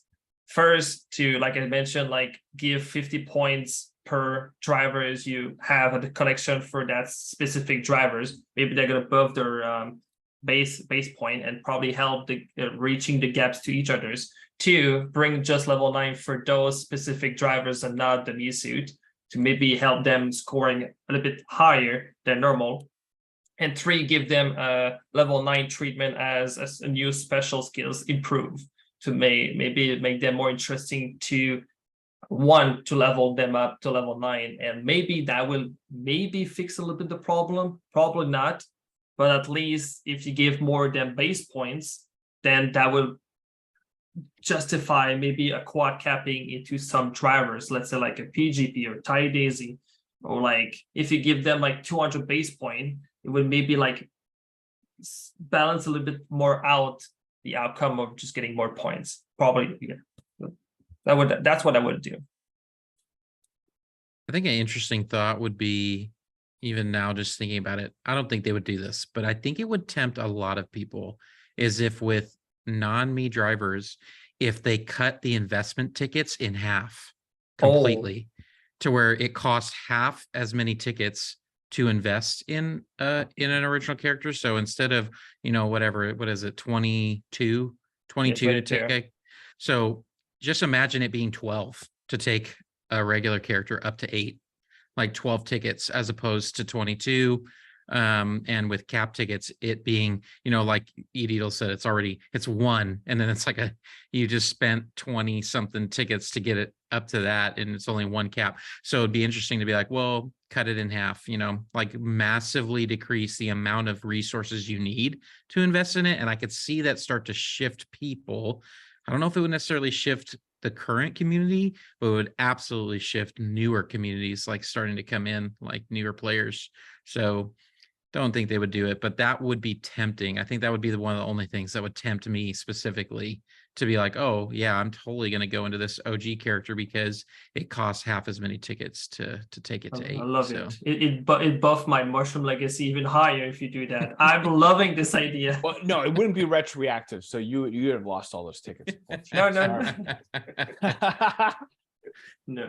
But no, that's creative. I like that. That's a good idea. Other creative ideas. I'm even thinking about, I've tossed out this idea before, and now like it still doesn't even make sense. It still would not help a non-Mii driver compete with Mii's, which was that you had this like special blue ticket where if you invested in it, you could change the skill for like 24 hours or some kind of like time frame. And then you could earn these tickets through ranked or whatever else, however Nintendo wanted to dangle that carrot. But you would win it, and then you could use a ticket, and then so you could make a Pauline, cowgirl, whatever, and then she could be a coin box for like 24 hours. You could get a phenomenal score, but it still wouldn't compete with the Mii's. Like that's where we're at. It was like it doesn't. It made sense like 6 months ago, but now it doesn't. Now it's like you still would get absolutely obliterated. So. Yeah, I don't even know if that works anymore. I like the half, the half the cost. That's a unique way. I think that I don't think it should be base points. I think whatever Nintendo does, it should not be base points related. I kind of like Stupendous's idea about the frenzy rates chance. It has to be something different, because I think if Nintendo does something, they should make it so that we can't calculate it. Like it can't be like, oh, well, just do this, just invest in these Mii's anyway, because if you times this by this, and you multiply by this and divide by here, then the Mii suit's still going to be better. It has to be like something almost a little intangible. for us to be able to compare it. That's what Nintendo should do, just because we're like, especially those who watch my channel and just are super obsessed with this game. Like, we're always going to calculate it. We're always going to do the math. We're always going to find a way to compare apples to apples, even if it's an actual, orange or apricot. I think we're gonna try to find a way to try to compare it. And I think if Nintendo can find a way, I love the frenzy chance rate. I don't know. Other ideas? Anything else remaining around how to keep? I mean, it's so tough. I mean, I see Gold Luigi Night, and literally a year ago, 2 years ago, it would have been an immediate level 7 triple uncap, and now it's going to probably sit at 1. I have one idea, and to be honest, I think what you just said, Studfit, like your idea, the further this goes on, it makes less and less sense. But that was something that could have seemed feasible. The only idea that I can think of is, so when I think about the red suit, right, the very first one that we got, the red suit does not contribute to any Mii base point increases. It just receives the benefit of them. I think the only solution here would be, call it a blue ticket, call it whatever you want, some way that you can designate a driver to be the recipient of Mii base point increases. Similar to what the red suit is right now. So if you took that blue ticket and you slapped it on DK Gladiator, that wouldn't be like adding another suit where everything goes up, but it would then get the 570 point increase that Mii suits are currently getting. That's the only solution that I can think of. Short of that, I think they have to remake the way that points and scoring work in the game from the ground up. That would be pretty cool to like have the DK Gladiator become a Mii suit, or something like that, where we can kind of like see our face, but it's like on DK Gladiator or something like that, and almost make it become a Mii for a short period of time, or for some like undetermined limit, whatever that might look like. But no, I think that's a great idea. I think that's, but I do think, one, it should be a brand new resource, and two, it should not be nerfing the Mii suits. I don't think nerfing the Mii suits will ever happen. Like, that's my personal belief. I think it only should be enhancing or buffing, whether it's for a short period of time or permanently, the non-Mii suits. That has to happen. There has to be eventually some kind of buffing to those drivers. But there will never be, in my opinion, a nerfing to like where they just like, all of a sudden the red suit no longer has base points that are added. Like, that won't ever happen, because that's when you look at the gaming structures over a long period of time, gaming, they never want to nerf something that you've invested in, because then you get people upset, like, oh man, you took away my investment. You actually, there's actually some psychology around it, where if you were to dangle a dollar bill in front of someone and said, you can earn this if you do this, people will actually be more motivated to do that than if you said, I'm going to take away one of your dollars if you don't do this. Then they're like, well, then no, F you, and just like, I'm not playing this game. Like, and people actually are not. People you end up losing your base, and so, and that's across games. Like, that's not just that's a Mario Kart tour. So I never think that they will nerf the base points of these Miis. And so, like, that's why people, like, when they kept talking about the cap, I was like, I don't know. Like, that seems like not. Maybe they could, because there was some data mining, presumption that could happen. But I think it has to be a buff to the non-Miis, temporarily or permanent. And two, I think it has to be a absolutely brand new resource. And I think that's great for Nintendo. If Nintendo introduced a new resource, they introduced it ranked, or introduced it in a new way. Maybe it's a multiplayer way, and like however they want to incentivize us to play the game, they can dangle that carrot. Has to be a brand new carrot, though. It can't be the same flavor carrot that we just have been eating for the last 3 years. I just got a thought because you mentioned that. Well, let's say like a brand new resource, like you said, put it in rank, and let's say like you have 10 tickets you can use into a non-Miis.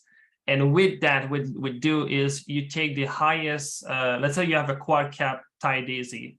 You put the highest total of Mii suit, you put it there permanently to the drivers, and so like your tie daisy is like a Mii suit, but it's not a Mii suit. but have all the base part permanently, do you think you're gonna shift your way to probably because like you'll be like now Tidus is like a gold me suit with 2170 or what 2180 right now, and she's have 55 tracks. So now it's permanent. You spend 10 resource to that, and then there you go. Your problem is solved. And if the other me suit you have more me suit, your Tidus would keep getting buff, and that would be a new type of things. I just got that idea.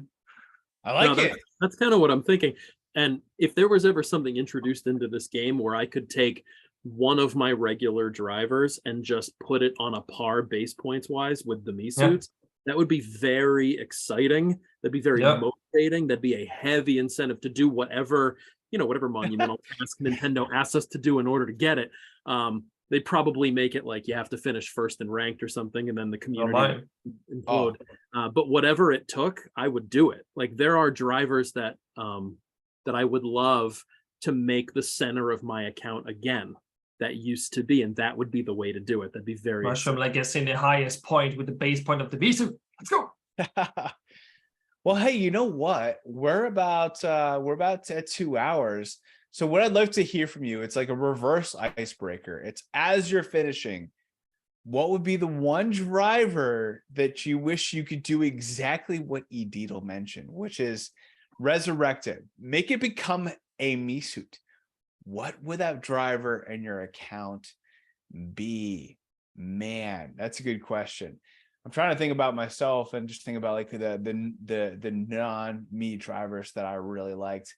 Man, there's been so many over the years. I mean, I think it still would have to be a coin box, in my opinion, just because of like the scoring potential and the fun and like what I really enjoyed about the game.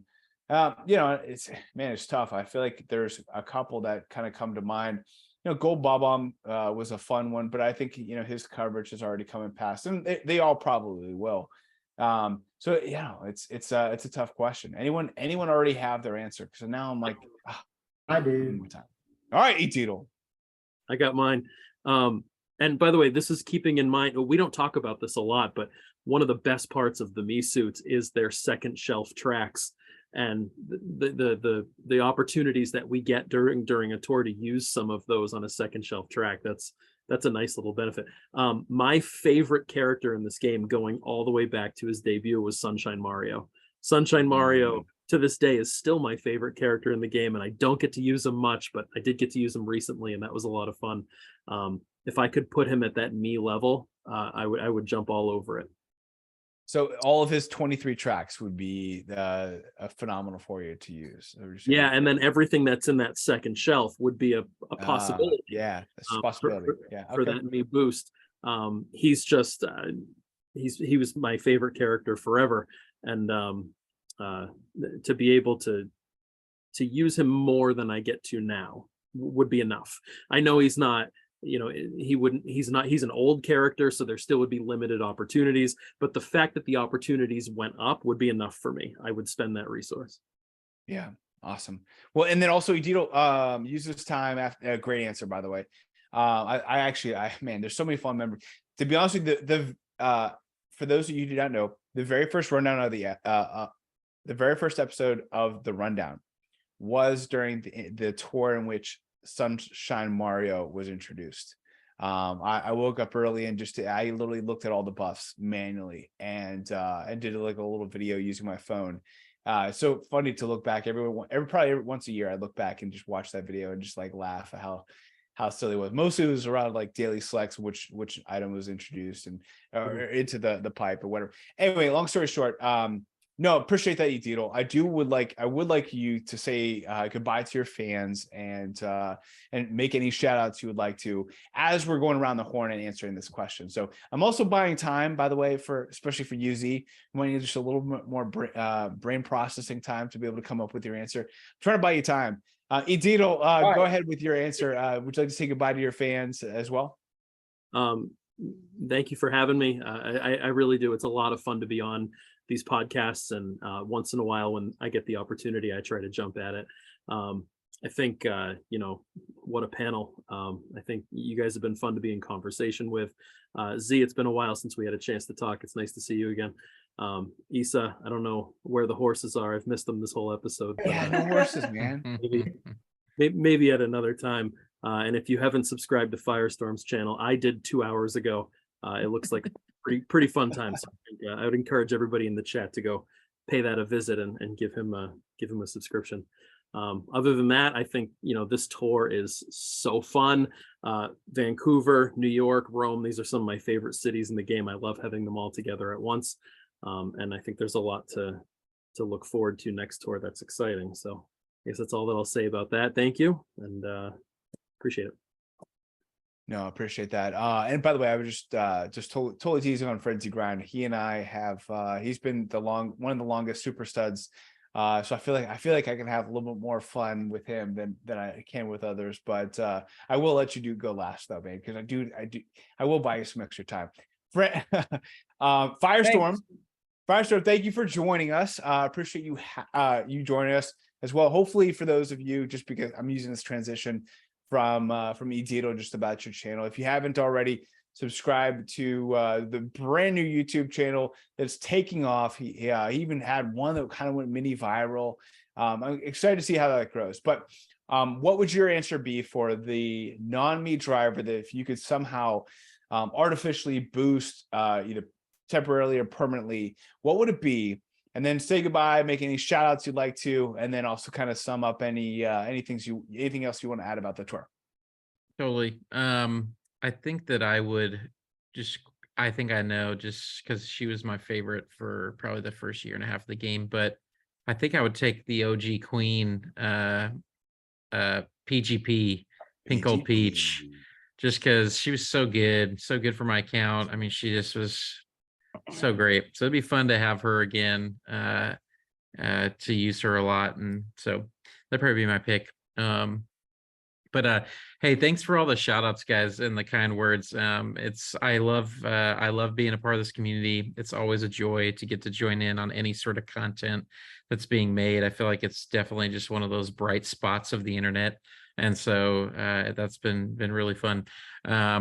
Yeah, shout out to all you guys. I mean, it's just been fun hanging out, and would love to see you all over at my Movie Minute channel. But until I see you again, I'm just so grateful for all you guys and the time that we get to just talk about this funny little game that we all love so much. So it's good times. Well, one little I've been dropping a lot of interesting facts. So I've actually met Edito live in person. I've met Firestorm live in person. I just recently come off of a reaction where I let Sammy D live in person. I actually truly believe that the next person I will meet live in person will be Frenzy Grind. I know that I will be in New York eventually, one way or another. So I cannot wait. I know I'm not going to Canada, bro. You guys are too Oh cool. my god. There's no way. Come on. But no, I mean, honestly, listen, Nashville's fun, New York's funner. No, I love New York. New York is my favorite city of all time, hands down. There's no doubt about that. I'm surprised you haven't come here yet. I really am. Honestly, I was there probably 10 times in the last 10 years and 0 times in the last 5 years since the pandemic. So it's unfortunate because I love New York City, but we actually have like an office technically in New York City. It's technically our investor's office. It'll happen. It's all good. I will be there. If I have a thing is it's not my territory, so I wouldn't go there for a client, but I promise I will be in New York and we will get together. I'm so excited to do that.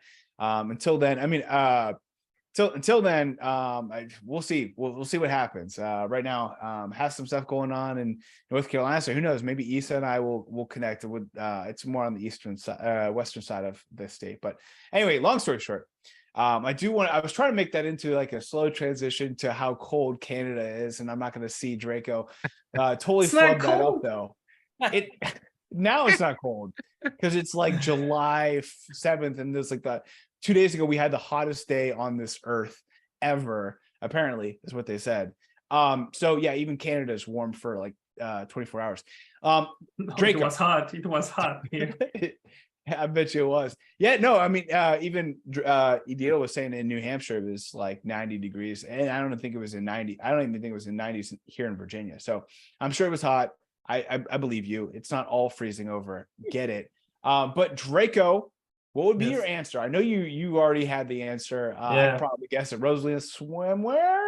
Rosalina Halloween. No, Rosalina. I no, don't know.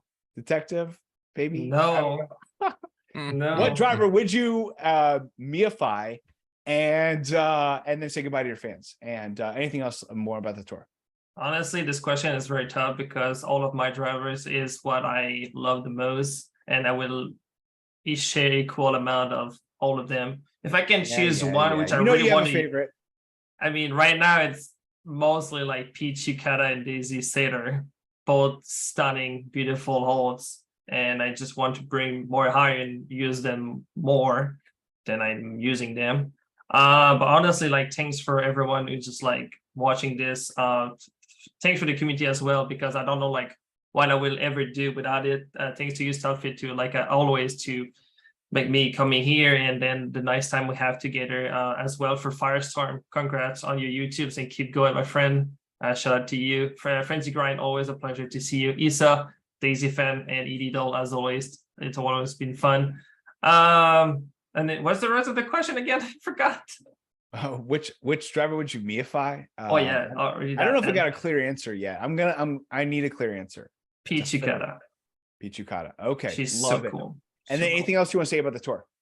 The tour is amazing. But I just love the tour. I love Rome. That's just been a blast. I go fully for a hardcore in ACR. And that's what I wanted to say. Good segment.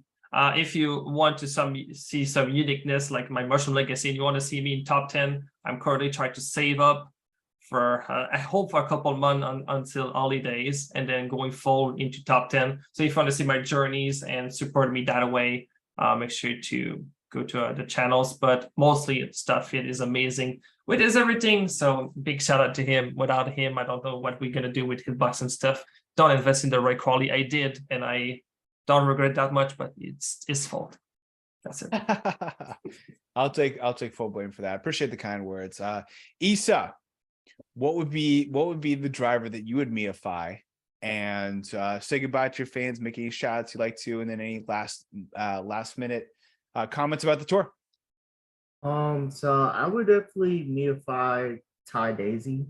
I just really love Ty Daisy, and I mean she's already, well, she's not really battling it out with the gold meat suit, but yeah, I just feel like, I mean, why not? They share some tracks together, but I just really love her design. I remember when they first showed the sneak peek for her tour, for her debut in the Bangkok tour.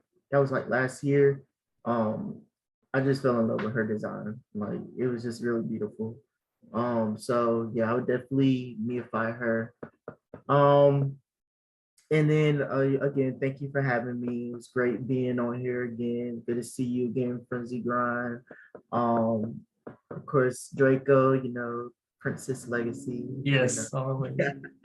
Firestorm. I would definitely be, like I already told you before, I would definitely be looking at your videos because I do it now. Do it now. And Edito, it's always great to have you on here as well. We always, make sure that we send each other coins. And then stuff, my guy. Much love, man. There we go, baby. So I just wanted some final thoughts for this tour. I really like how they are not just slapping on the Rome tour. They are actually becoming creative with the names with the tour. So the night tour, I really thought that was nice. Yeah, pipe tour. Yeah. As far as the Athens tour, it was the spring tour. That was weird, but definitely I really want them to keep going with the names and like adding not only just city courses, but other courses. It was really cool to see them bring that Waluigi Stadium. and some other nighttime tracks. So even though there were some more they could have brought back, it was really nice, and it was nice to have Moonview Highway. That was definitely, I remember that playing that track a lot on Mario Wii. That was definitely one of my favorite tracks. So it was nice to, race on that again. So I really like the creative names that they have for these city tours, and just keep on doing that in the future. Man, I love a lot of that. I have to stop and just congratulate. I think you said a lot of that really, really well. I think having like these new names like Night Tour, Pipe Tour, like hopefully like, there's Pipe Tour 2024, and like they bring in new pipe.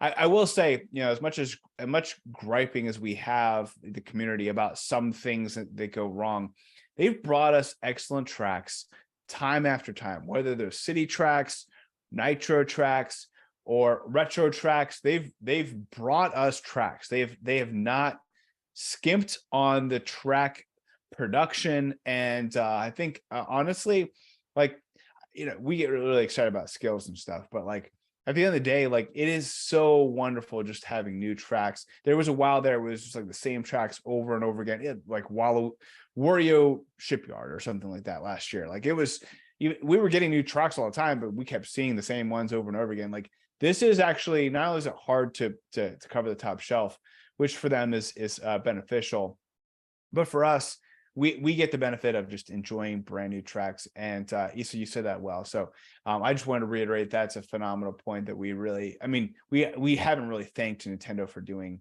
but that's a huge aspect for all the me haters. Like just enjoy the tracks, just with whatever driver you're using, Mushroom Legacy or not. And last but not least, Friends Ground. Hopefully that was enough time for you to think of your driver that you wish you could meify, and then make a shout out to all of your friends, and shout out to all your fans, because in addition to your daughter, you have probably more fans than I do. And then anything lasting moments about the tour. Absolutely not true, but thank you.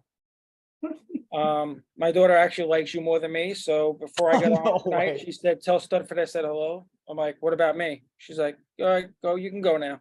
So she seems to like you and Jeeves more than me. So she's met Tyler, Jeeves' son, so they get along pretty well. But when it comes to Daddy, it's see ya. Chop liver. But for me, it's pretty obvious.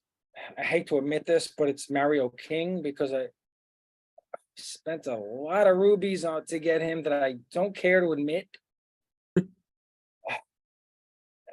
And I don't want to bring Kareem into this, but me and Kareem had a conversation back when this happens about how many rubies we spent to get him, and it's not pleasurable. So for me, it's going to be Mario King, followed by maybe Mario Hakama. And a shout out to Sammy. Okay, Sammy D. Yeah. I think those are OG both coin boxer. fantastic me suits. But just to shout out, Edidal, you are one of the most amazing people in this community. I think we are on the same level on so many things. Keep doing what you do, my friend. You are just truly one of the most amazing people in this community. And just keep it up, Issa. So positive. The last tour we were on Kart Talk. I mean, you are just one of the most amazing people I've ever met. Just so positive, Draco. I mean, what you do with the way you play the game is going for a top 10 with your princess theme, man, is just, I don't even know why I'm bothering to save, because I can't even keep up with that. And Firestorm, I'm gonna definitely reach out to you, man. We never actually got a chance to talk, but I think you are an amazing person, and just know so much about the game from a strategic level that I just think is amazing. And Studfit, I'll see you in New York eventually.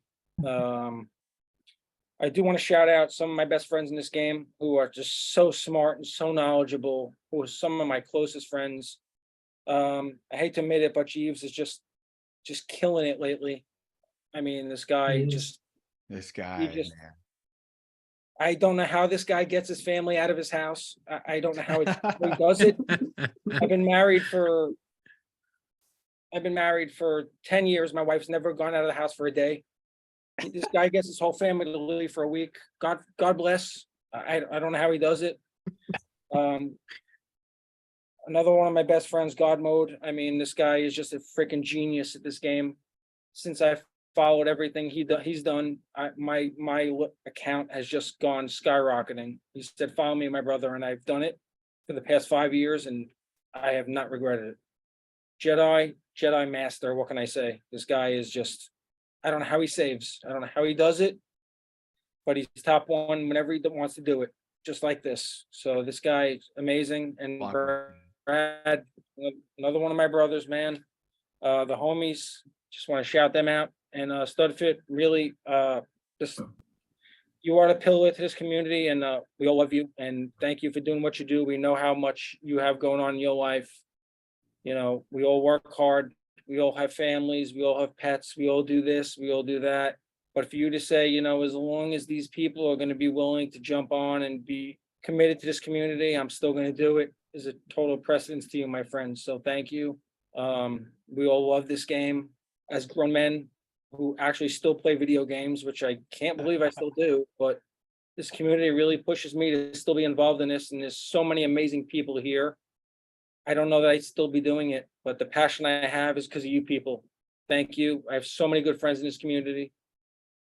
Keep it up, and let's keep this thing going, because this is just an amazing thing. We have such a close knit community here that I can't even keep it up. So just thank you, people. Thank you guys. You're all awesome.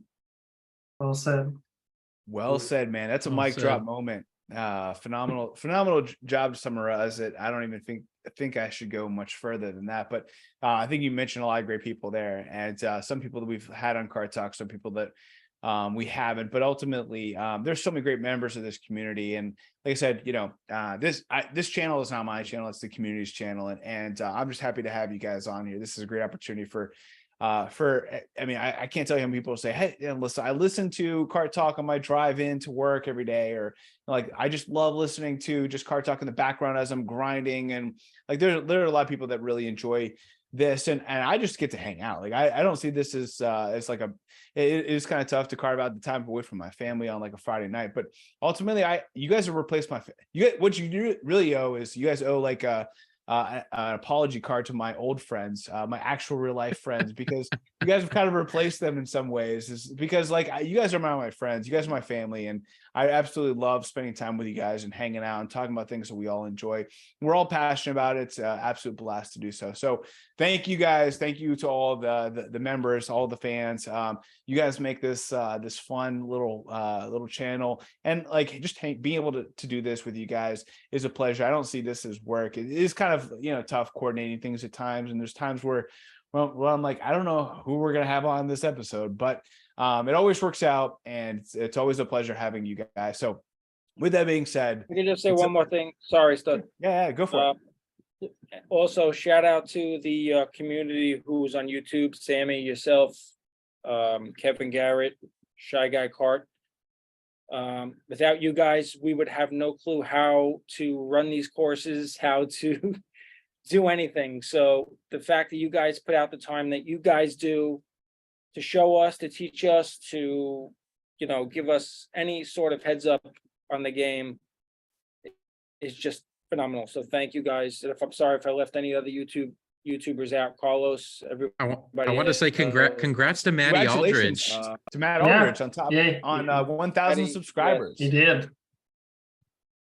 If you have, so if you have not, great point. If you've not subscribed to Draco 655, please do so. If you have not subscribed to Matt Aldridge, please do so. He just hit 1,000 subscribers, been a mod, and also very involved in our community. Frenzy fans, keeping their channel going, booming. It's hard to come up with new content. They've always found ways to do it, but there's also a lot of other content creators that are emerging. It's the downside is, like, unless you were first, it's really hard to be able to break out. And so there's other ones. It's not the Tinker is a good one. There's a variety of great new content creators that are coming out. Just find your flavor and just support them however you can. So until next time, may the frenzy luck be with you, and yeehaw! Yeehaw! Yeehaw! And it's awesome.